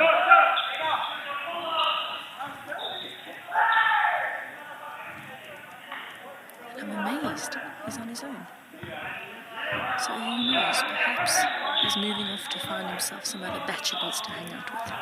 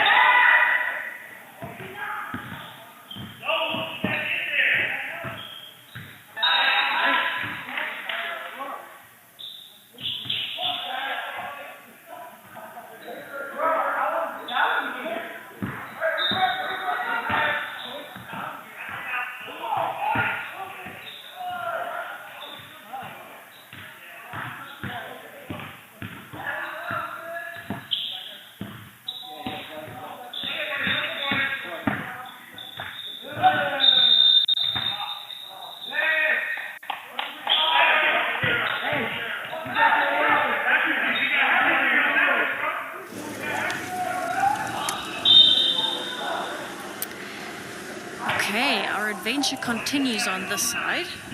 I believe Ben sounds a little strange, or maybe doesn't sound at all. Hopefully we fix it soon. Sorry, everybody. Now onwards to Crt1 we go. I haven't seen a honey badger yet, but there's always the chance. Now that male particularly likes this area because there's a couple of fallen trees that the elephants have pushed. Great spot for termites, great spot for snakes, scorpions, mice, little mongooses. Perfect snacks for a honey badger. Now honey badgers are mostly nocturnal, but we've been exceptionally lucky with this male. He comes out a lot during the day, so he's just particularly active. And today I thought of him because it's overcast. I might encourage him to come out a little earlier and just give us a bit of a show.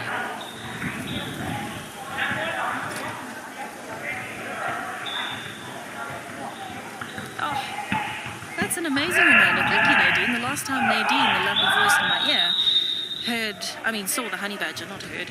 Well, actually heard and saw. Last time she saw the honey badger was with me, right here, in fact, at this here junction. And all we need is the honey badger. We need him to pop out.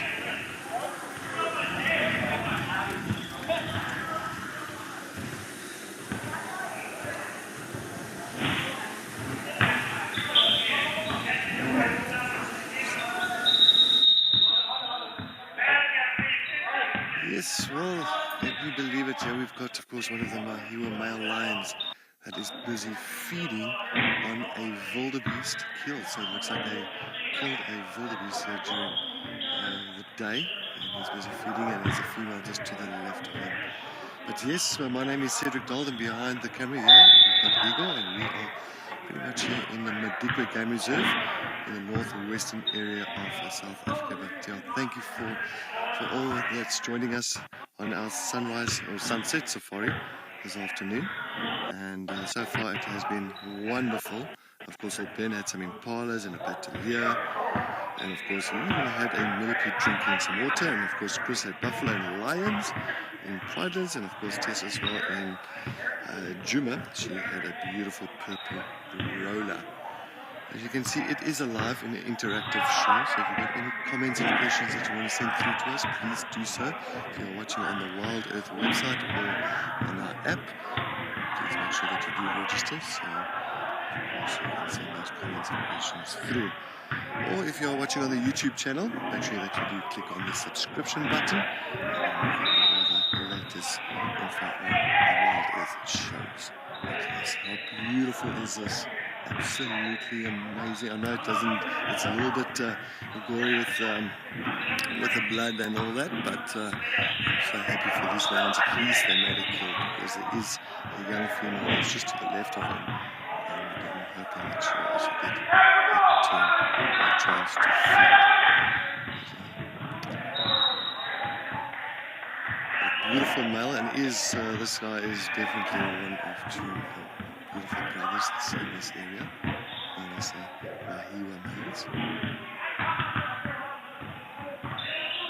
if you're a little bit squeamish on this, please we'll just turn around for a few minutes.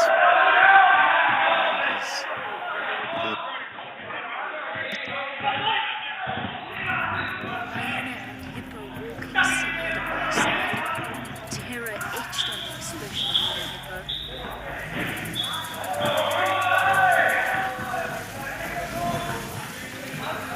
Look at this! Last wide dash! Hyena running along beside it. Baby hippo, jaws gaping. It's gonna make it. It's gonna make it. It did it. The baby hippo against all odds. In that tree are two carcasses. There's a duiker carcass and a waterbuck. He's not as graceful. He's a bit hesitant because, well, climbing a tree is not the easiest, but he will get up there eventually. So let's see. There he goes. And look at the power in that. That is a massive 500-pound cat that has just climbed a water tree and is up in there. How cool is this? I don't know how he's going to do it, but let's see.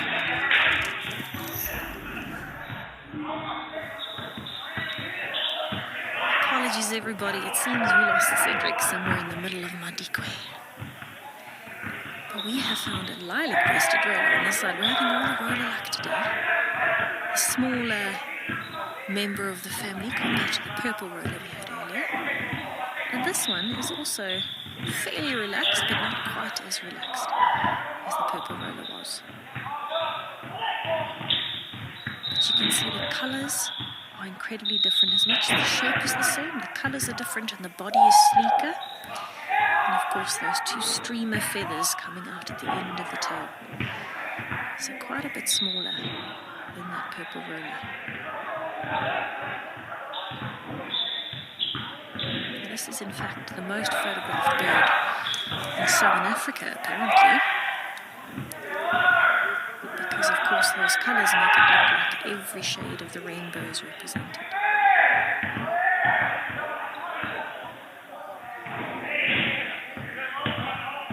You can see there as it turns green, brown, white, purple in the head. All the shades of blue down the wing and into the tail. And when it flies, the underside of the wings is really, flew away in the opposite direction. Silly. I was hoping it would fly this way.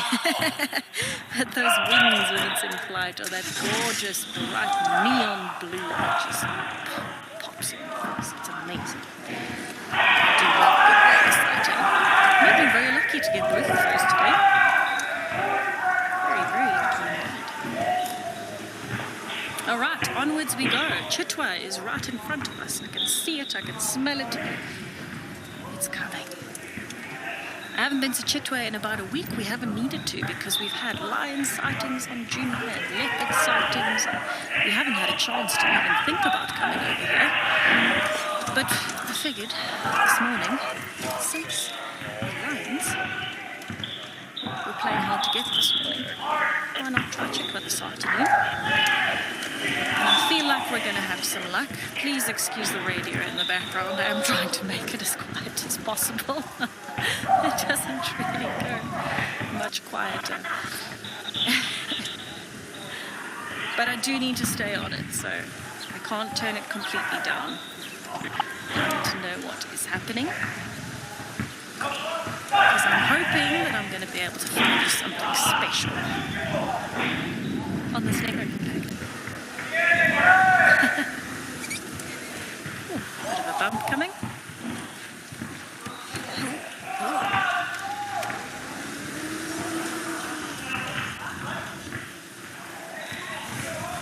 Welcome to Crt1.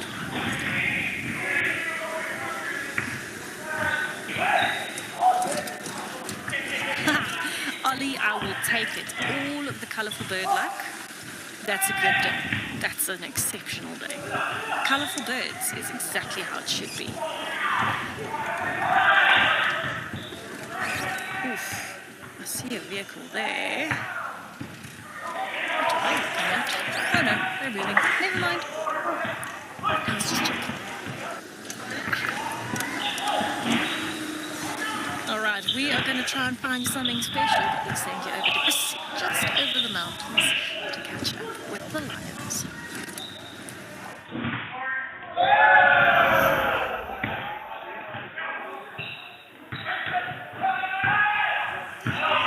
Yeah, so we're just waiting for an update every now and then, or actually getting updates every now and then. It seems like those lines are still pretty much exactly where they are for now. And we believe if anything is going to happen there, it will be much later. So what we're planning to do is to head there much later, if they are still around, that is. We're just going to have sleepy lions now. Well, we fortunately are in very close proximity to the mountain. It's always a treat to come back to the mountain. We're on a nice little elevated area overlooking the rest of the left-out, as well as some interesting clouds. Clouds. I really love clouds. So yeah, well, we've had buffalo, lion, and elephant so far. I mean, that's already, quite a successful afternoon. So now we can just literally lay back and enjoy the rest of the bush and all these type of things. The scenery, flower or two, a bird or two. And then if there's an opportunity, and the big keyword here is if there's an opportunity later on, we are planning to head back to the lions. Added that there is an opportunity. Can never guarantee that they will still be around. That area's signal is rather variable, so we will monitor it. I've got real-time intel and information as to what they're doing. I'm being consumed by biting flies currently, so you're going to hear a bit of infestation of biting flies at the moment, and they bite you, and it leaves this horrible, hard, sort of like lump, swollen, itchy lump on your leg where they've bitten you. It's really not a pleasant animal to have around. Just sprayed myself, dosed myself, literally emptied the bottle of repellent onto it.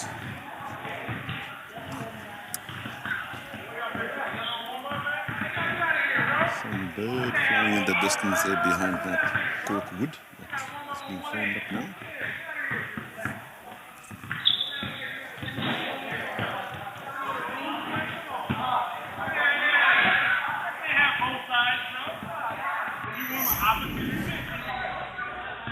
Wildwood's mission is an expensive one, but we know that our live experience is important to so many people that cannot afford to pay for it. We have added a donate button to our website. By donating, you're directly helping us share our free nature experiences with the world.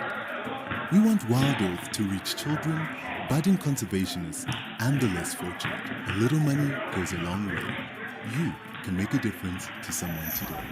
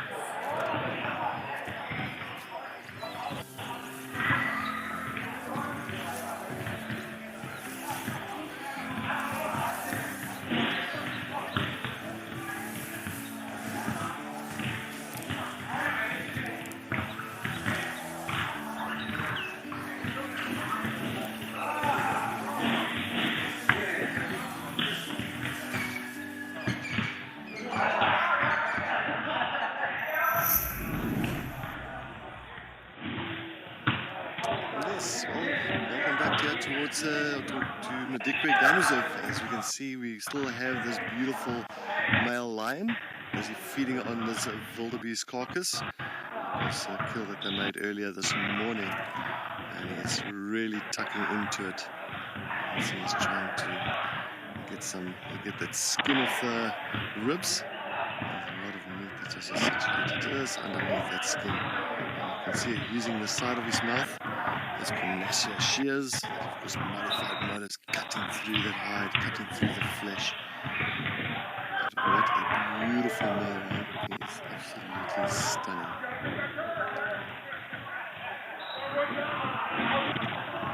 Because of your discretion, there is of course a dead animal there that these lions are feeding on. And if you're a bit squeamish with blood and red things, then just look away for a bit.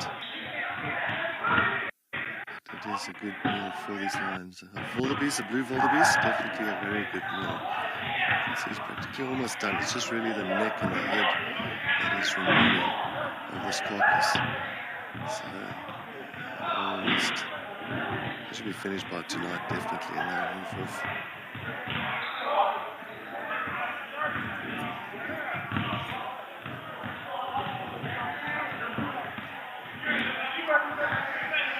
Zelda, yes, definitely he's got big paws. I mean, it's like dinner plates almost, the size of these male lions' paws. I mean, it's bigger than my hand, and it is proper size.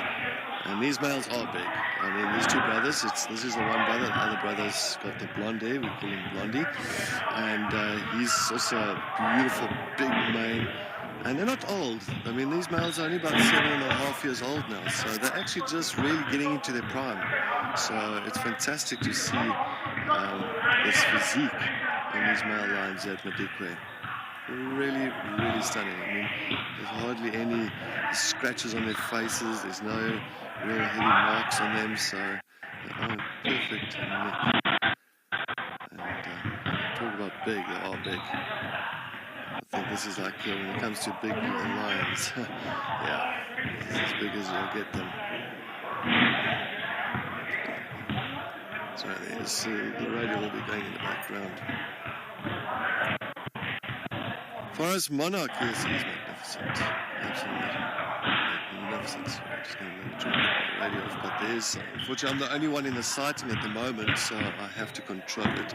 Because there's other vehicles and other lodges that's going to be definitely going to come into this sighting. So I think it is going to be quite a busy sighting. So I'm glad that we've got this opportunity to view this from now while he is feeding.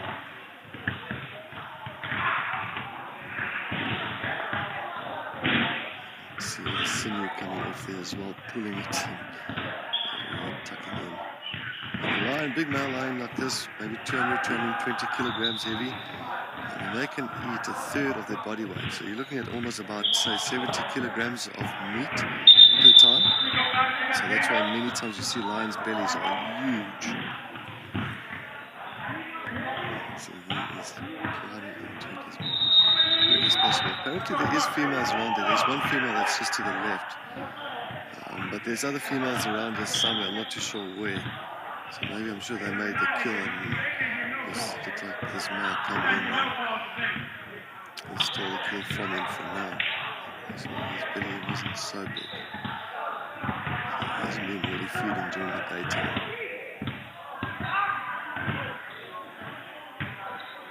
Look at the paw. His paw is huge. Now it gives you one slap, your head is going to go 360, turning a 360 degree there.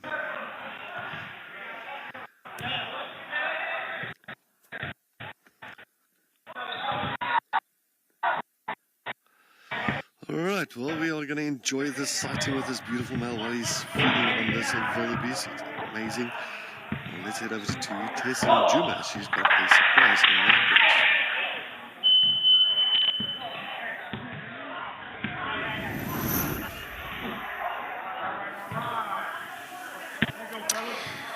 Right, so yesterday we were asked the question, how often do we drive past predators, do we think, without knowing they were there?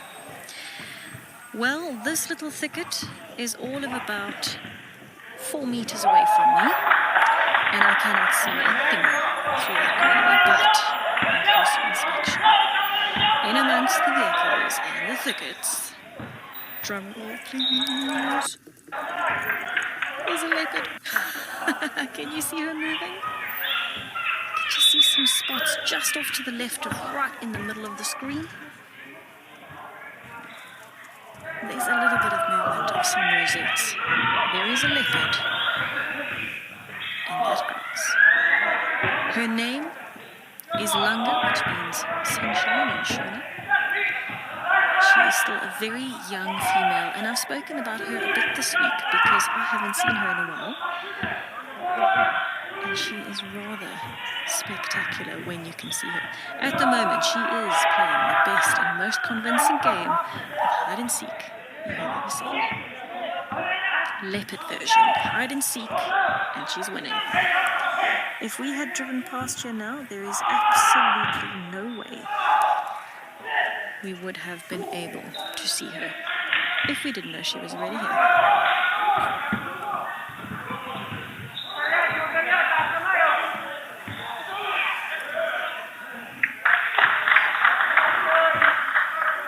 Oh, Langa Lover, that is such a cool name. I'd imagine you are very fond of Langa. Oh, there she is. She's coming out. She spotted a hyena.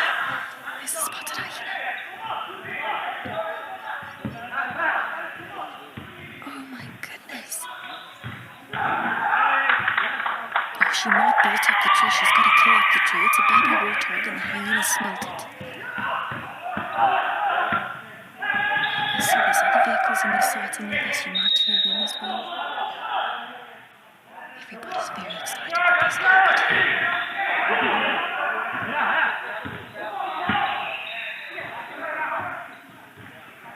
Oh, they might be nose to nose.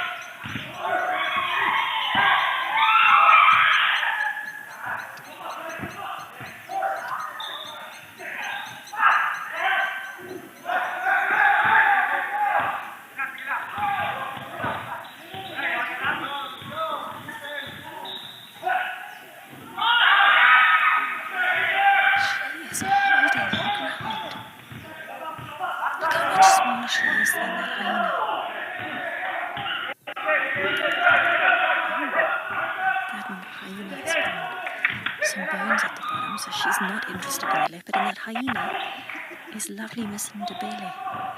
If you're familiar with her, she's one of our younger females who's just had her first litter of cubs last year.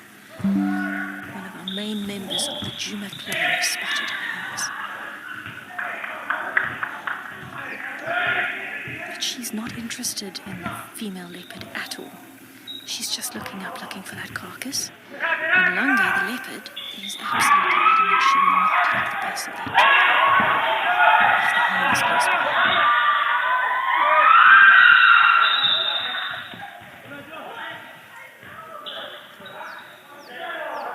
Oh, this is unreal.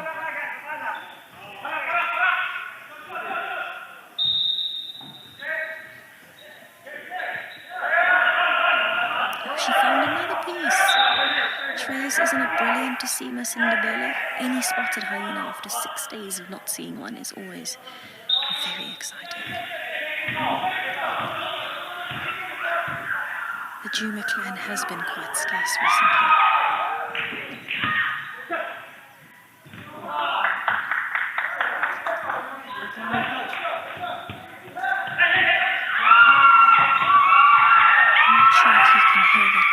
But Ndebele is having a lovely big meal there. Ndebele is one of our local languages, so Ndebele and Swazi and Sotho were from the same period of cubs in the Juma clan. They were named after the different languages. Of course, Langa was named because she's an absolute ray of sunshine. Of course. Now bear in mind, for a young leopardess like her, born in 2019, so she's only going to be 4 later this year. For her to be holding her ground like that against a big hyena is really impressive. She is still so young. She's only just started establishing herself. Body weight to body weight, she is much smaller. So that is incredibly impressive for her to hold ground like that. I think what I am going to do, since everything has calmed down, I'm going to try and pull us a little bit forward.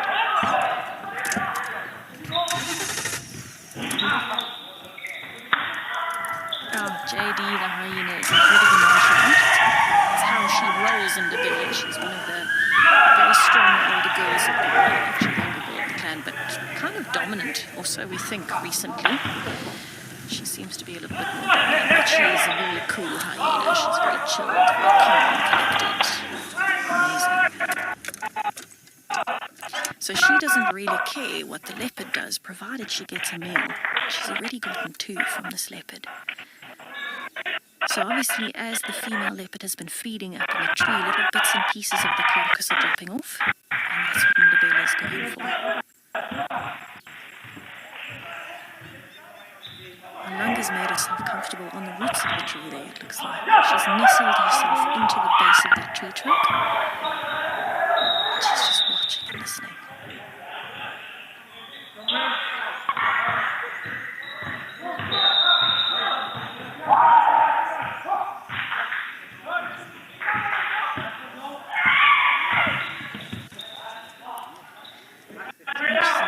Pains me to say this, we actually won't be able to stay for very long because we do need to make space for other vehicles just now. But we can always try and come back again later. Let's just give it a few more minutes. So I didn't quite get that name, Nadine. If you could please repeat the name for me.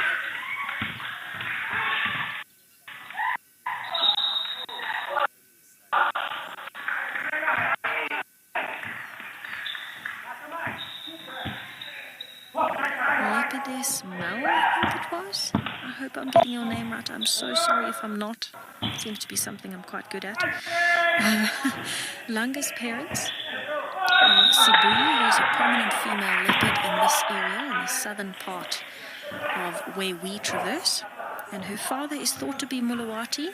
It hasn't been confirmed via DNA, but the way that they've interacted with each other, we think that the father is Mulawati because he's tolerated her, shared kills with her and carcasses with her, and he is the dominant male around this area, so it would make sense that he is her father. He's the male that we see a lot on Juma. He covers most of Juma as his territory. Sibuyi, though, we haven't seen on Juma in a long time. She hangs out further south.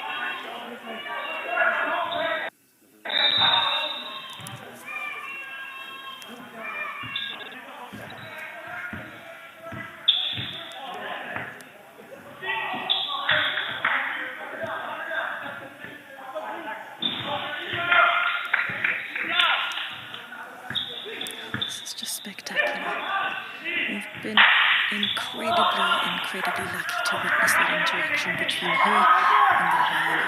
What a day.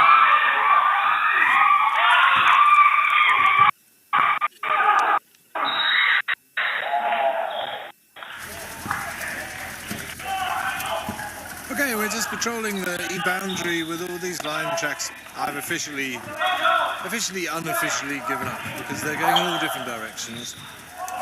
And we had 2 prides here, and I'm honestly not sure which ones we got. The only ones I'd like to find this afternoon, I'm not convinced are fresh enough to be from last night or early this morning. I think it's possibly more likely where the lions came in and were first seen on dam cam, not where they went out.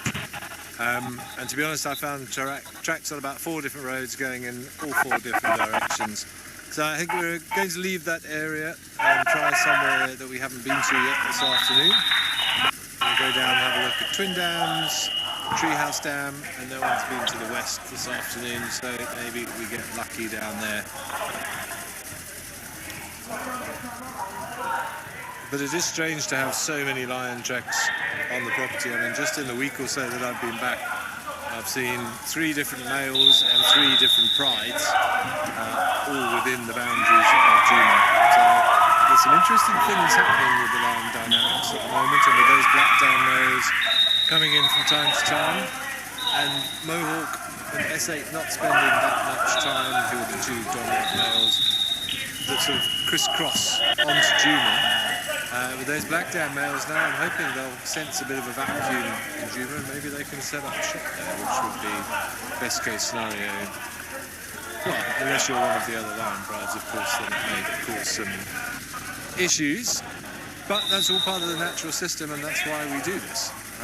To watch those territorial handovers, to try and understand the dynamics of the prides, power shifts between prides, territorial boundaries, growing and shrinking. It's all part of the fun, and it's one of the nicest things when you're working in a particular area for a long time, or for our regular viewers who've been watching on Earth for many months or many years. It's very cool to be able to sort of be a part of these animals' lives.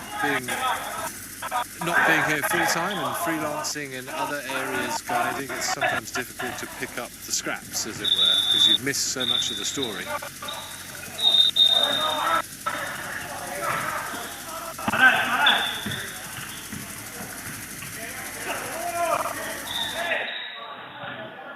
Alright, well, it looks like the rest of the pride has just come to the kill now. You can see the 3 sub-adults. There is 2 females on the left and then 1 young male on the right-hand side that is busy now eating. As the big male, the hero male lion, he has decided to push off, and I think he's resting somewhere in the thickets now, so he's given the rest of the pride an opportunity to feed on this very east kill.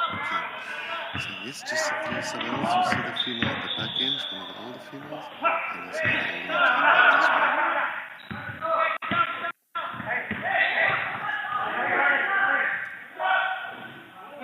Oyster catcher. Well, look, the flies will be feeding on it, and on top of that, getting the moisture from the carcass, and then as well laying the eggs for the little maggots to, of course, hatch and feed on the carcass itself as well. So yes, of course, they do get a lot of the moisture and the protein out of the carcass for those flies. So they do enjoy it quite a bit. It's the same as when they land on dung. So of course, they get all those nutrients out of the dung, exactly the same as for the carcass. So yes, especially those bottle flies, they're very big clean ones, and they love pretty much lay in most of those carcasses, but not now, because there's too much feeding happening, so the flies aren't having any opportunity to sit there. But as you can see, these lions are definitely tapping into the physical. These 3 youngsters have such an appetite. He's thinking, what should I do? The 2 young females. Let's get into the ribs. As I say, the way it's looking now, definitely by tonight this carcass will be finished.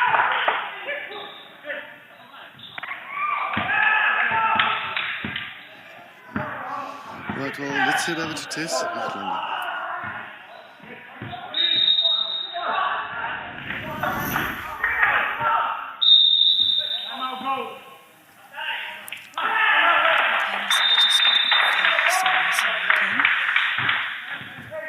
Listen to the leopard growling.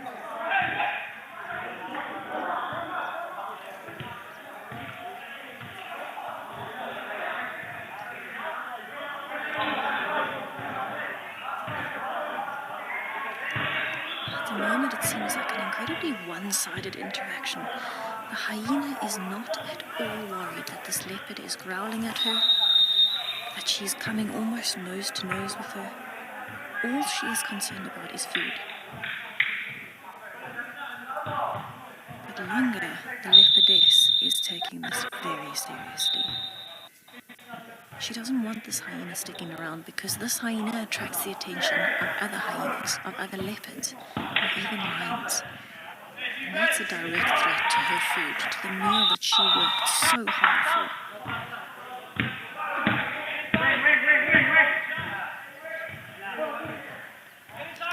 Belly's trying to sniff where the carcass is up in the tree.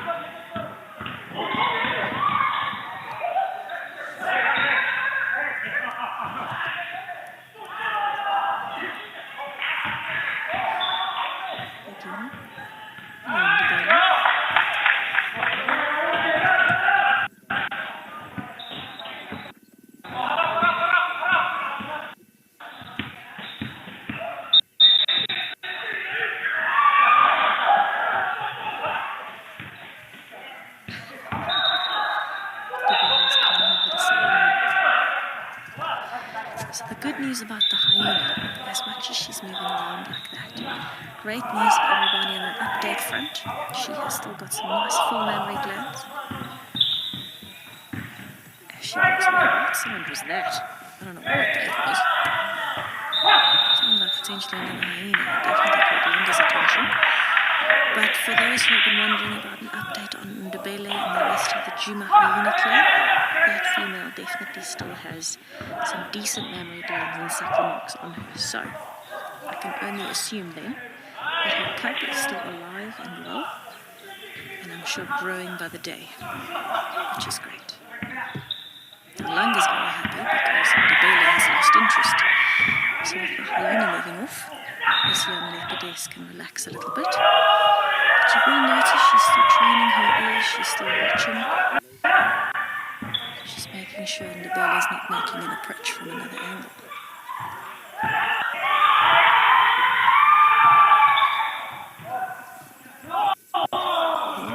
Ndebele comes again.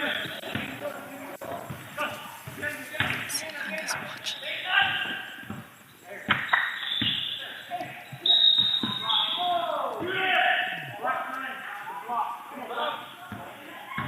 Hyena's in the same thicket where we had Langa earlier.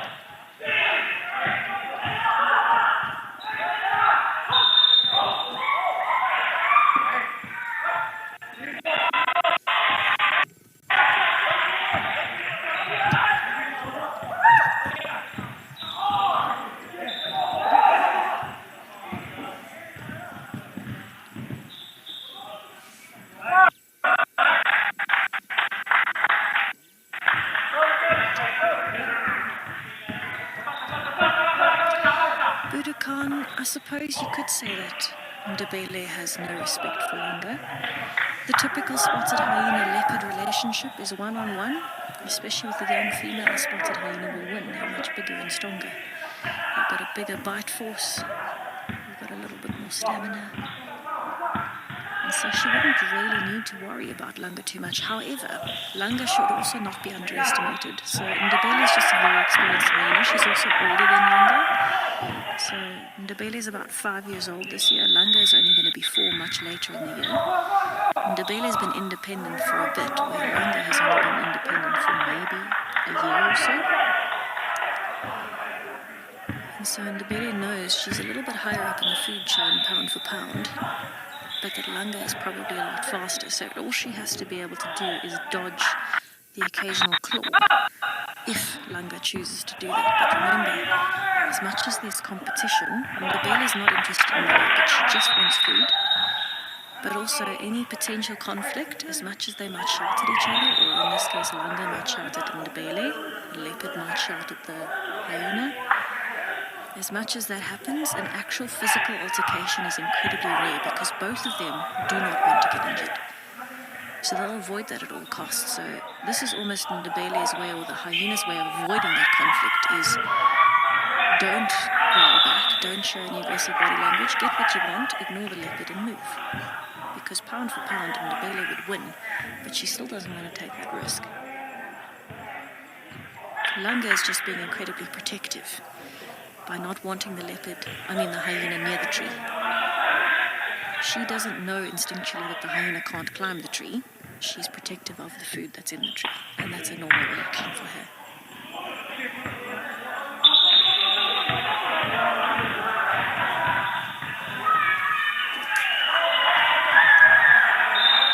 She has got such beautiful eyes. Bless you, Ndebele, good sneeze.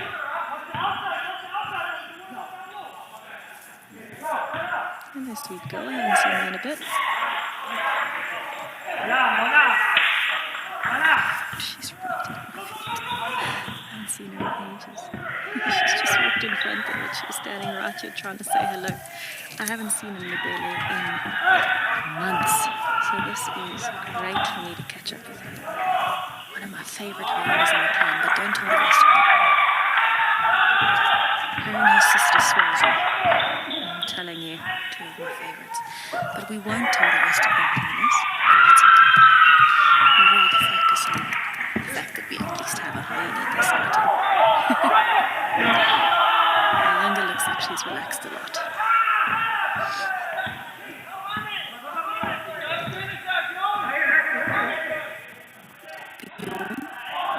There we go. So now that comfort zone has been reached again, Langa doesn't need to worry anymore. The hyena's moved off to a distance where she doesn't need to be concerned.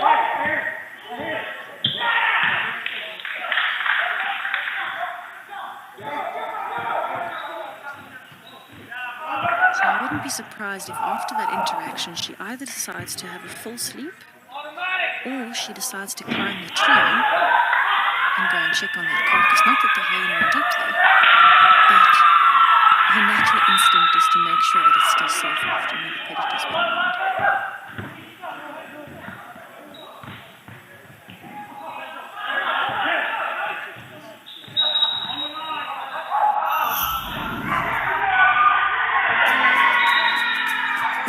Thanks to our wonderful Wild Earth Explorers, Wild Earth Kids is back.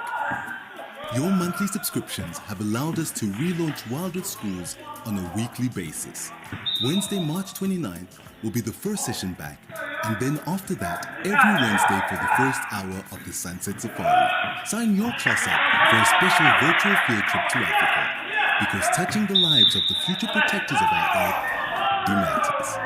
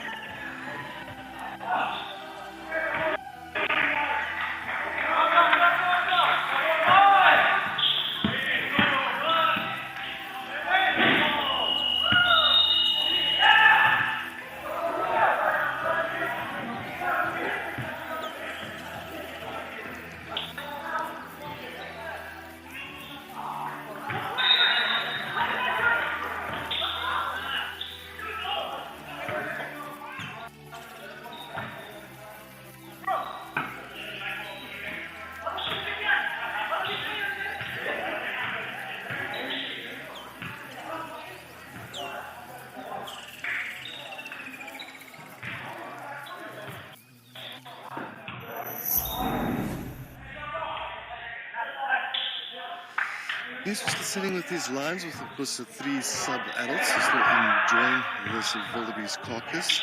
Definitely they have got quite the appetite. So you can see the young female standing up and trying to tuck into this carcass, as well as the young male to the right-hand side and another young female a little bit right at the back of the carcass. And we've got the two older females, the two mothers, of course. You can see the one rolling over there now.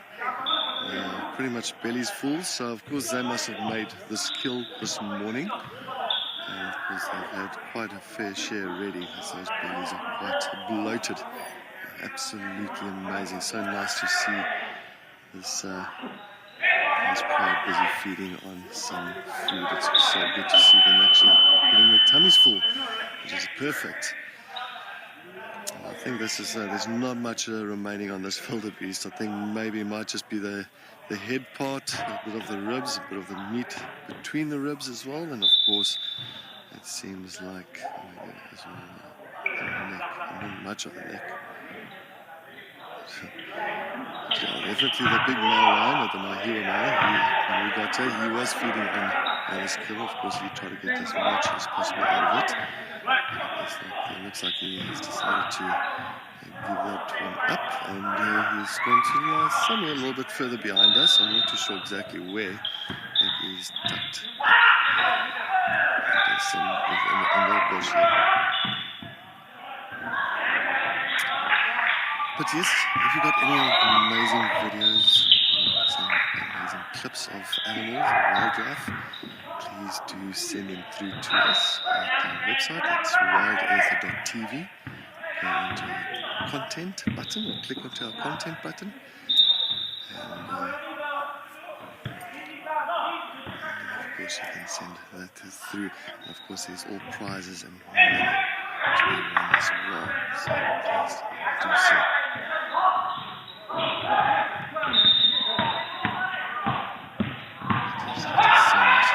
These young females' faces are already full of blood. And getting into it. Already going through the better ribs as well. So there's lines. You can go and trim a lot of the softer bony areas. So they've got really strong jaws as well, but not as strong as spotted hyena. Still trying to get into those bone marrow, into the bone marrow and the pieces that's between the ribs as well. Using the line at the bottom and see using that side of the mouth, using those condenser shears, just really cutting through that hide. Love the sinew, a lot of fat under there as well, so very good for them. Very strong digestive systems as well, strong stomach enzymes. So you'll find lions can also very much digest a lot of the hide itself. Sometimes, of course, the fur itself they will regurgitate the fur balls. Veronica, yes, definitely a lot of wall paint on their faces. And it looks like some of them is with on their lips. It looked like the Mahua male earlier. Looked like he was wearing some lipstick. So yes, wall paint definitely on the faces. And it's amazing like that. You think, now, how are they going to clean themselves? So what's amazing with lions, they allo-groom. So allo-grooming is they kind of groom each other. So they'll try and lick the blood off one's face. And they've got very, very rough tongues. So sometimes you'll see when they actually come into the end of the carcass, like this now, you'll see sooner or later they start licking the bones. By licking the bones, they actually lick the flesh off the bones with those rough, rough tongues of theirs.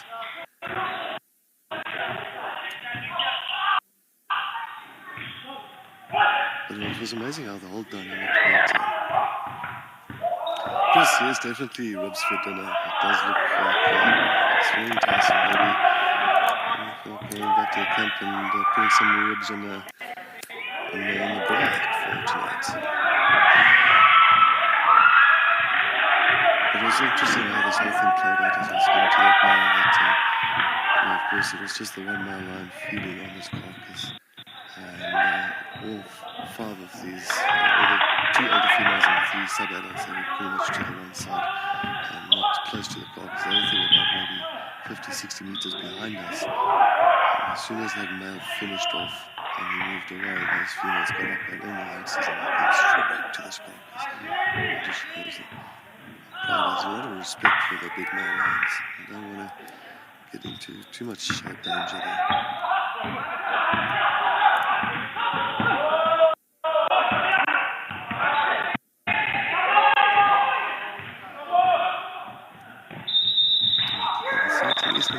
It's starting to get busy, of course. The other ranges have started coming out now and making their way into these areas now. So sooner or later we will have to just make some space for them. But definitely, what a beautiful sighting, seeing lions on a kill. It's always nice, but it's not pretty for the wildebeest, of course.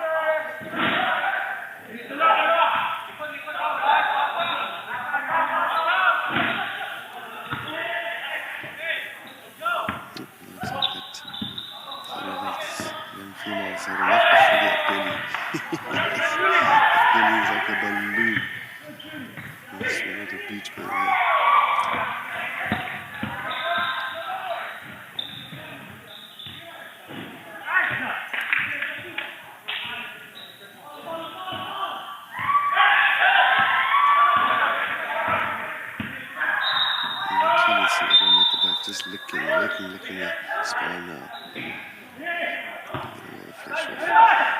Right, well, we are going to start making space for the other vehicles. I think let's head over back to Juma with Tess. She is still sitting with Langa.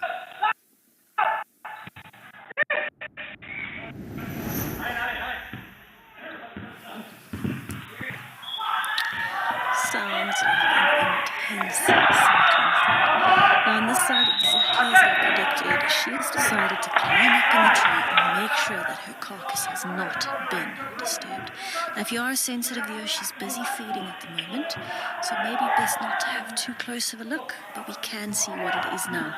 It is a young warthog. A very young warthog that she's managed to take, and this is a great kill for her. To get warthogs is not easy, it's quite a dangerous game. So just because that potential threat was close by, what she's decided to do is climb up in the tree and eat. And make sure she takes advantage of this food while she has it before anyone else tries to steal it. Now, whether or not she's cognizant of the fact that the hyena can't climb the tree, I don't know. They have climbed trees before, but maybe more horizontal ones. But just that threat of having a predator close by means there is any possibility that any other predator could come in, not just more hyenas. And she doesn't want to risk losing this kill to another leopard, to a lion that might even climb the tree. It's just not worth it. Her next meal is not guaranteed. This one is not even guaranteed. So she's making hay while the sun shines. You will notice that the back legs of the warthog are up over the branch on the right, down to the left is the front. Oh, blue jay fly, this has been a jackpot of sightings. I'm so happy right now. It's not often we get to see this. And you know, it's interesting. We've had this conversation amongst ourselves before, and people have tended not to believe us, and what I'm going to say is probably a little bit shocking to the system. But do you notice that that warthog does not have a head? She's taken it off completely. And that is most likely what the hyena was eating on the ground, because it's still got all of its limbs. So what was the hyena crunching on? Part of the head. Now Langa, we have noticed this lovely leopardess, the beauty that she is, has a habit of completely taking the head off of anything she kills. I don't know why. She's the only leopard I've ever met that does it. It is a very strange trait to have, definitely unusual. But I suppose each to their own, and that is her method. For whatever reason, she's not interested in eating the heads, and that's often some of the best meat. For some reason, she takes it off almost in a straight line. Where she's been feeding now, it looks a bit more jagged. But she takes it off almost in a straight line and drops it down. Very, very